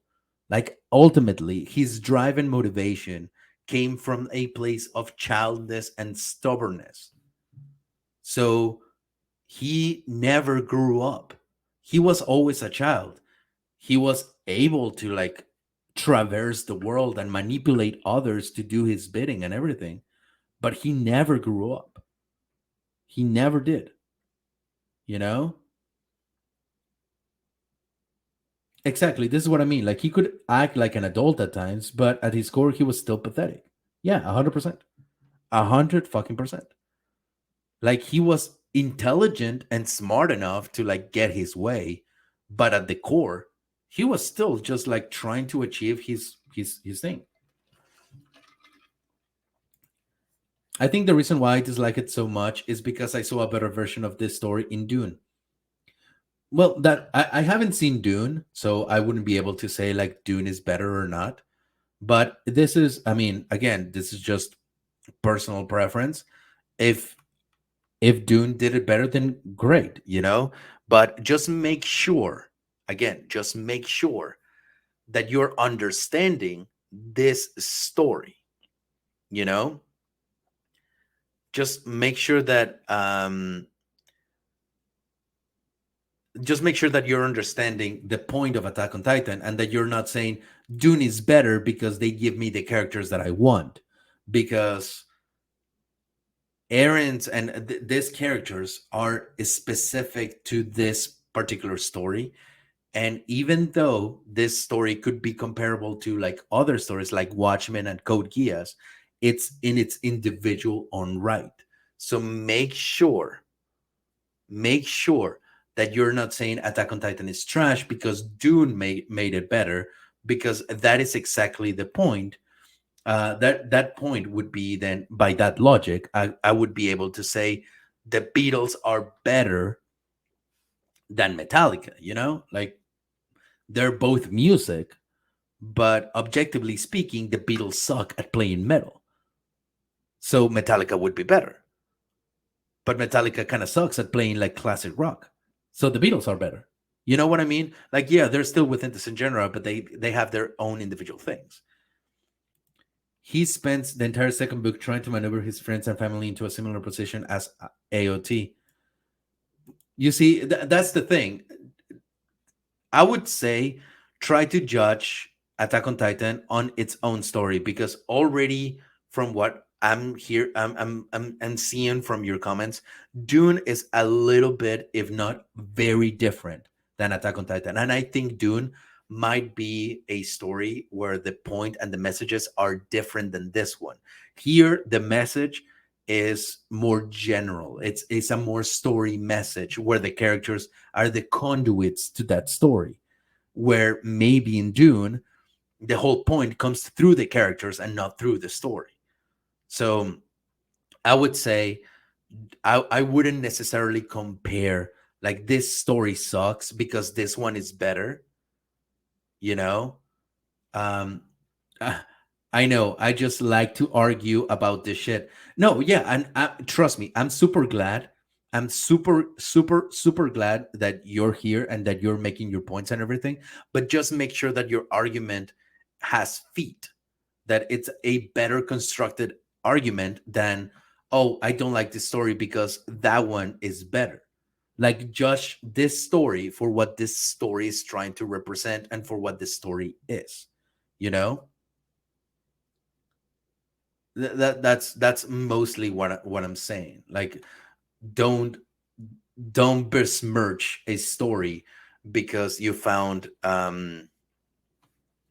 that this one gave you more of what you wanted. Like, judge this one on its own. But I basically agree with the Cliff Notes version of the ending. I need more. Did you even watch the ending? Like, did you actually watch the ending? Let me start with that. Have you watched or read the ending and actually like paid attention to it? You know, please let me know.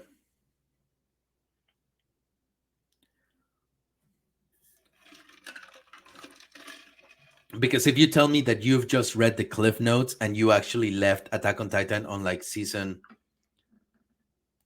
Okay, hell yeah, I read it too and the anime improved it. Okay, yeah, I agree on that one. I 100% agree that the anime improved the ending. So good on you. All right, let's finish talk. Let's finish this guy who's been smelling his own farts for way too long. Is a nightmare. But what did you guys think about Attack on Titan's ending? Would you change anything about it, or did you love it just the way that it was? Tell me in the comments below. And while you're down there, please, for me, like this video, subscribe to the page. Dude. Okay, yeah, okay, that's it. Okay, I'm glad. I'm glad we're over with that. One of the best changes was Armin dialogue with Eren. Yes, I 100% agree. I 100% agree. The frustration with original shitty ending, the final redeemed the shit out of this. Wait, what? What do you mean? Wait, hold on. Explain it a little bit. I'm not understanding this comment. I wouldn't listen to a thing you said, eyeliner, dude. I mean, again, my guy's eyeliner is on point. Like, I wish I had his skills to do my makeup as good as he does. I don't do makeup. I don't usually wear makeup, but again, just saying, like, my guy knows how to. My guy knows how to like get himself pretty. You know, just saying. But anyways, I went on a 3-hour rant about the Attack on Titan ending. What a freaking legend. I've never done a stream this long. And I could go on for more, like, but I do have like work to do and everything. The original manga ending was trash. The edit to the final ending redeemed the whole series. Okay, okay, I see what you're saying. And I mean, the manga ending and the anime ending are the same, but yes, there were the anime did have a couple of changes to make it more clear and to, like, you know, shifting a couple of things to like drive the point better. So yes.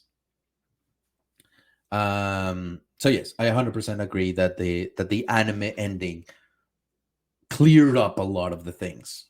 So honestly, Ivan, I'm sad that we don't get to see those characters anymore. They're amazing. I 100% agree. 100% agree. Yeah, now watch most. Dude, I already did. I was waiting for his review on it because I know that he loves this series a lot.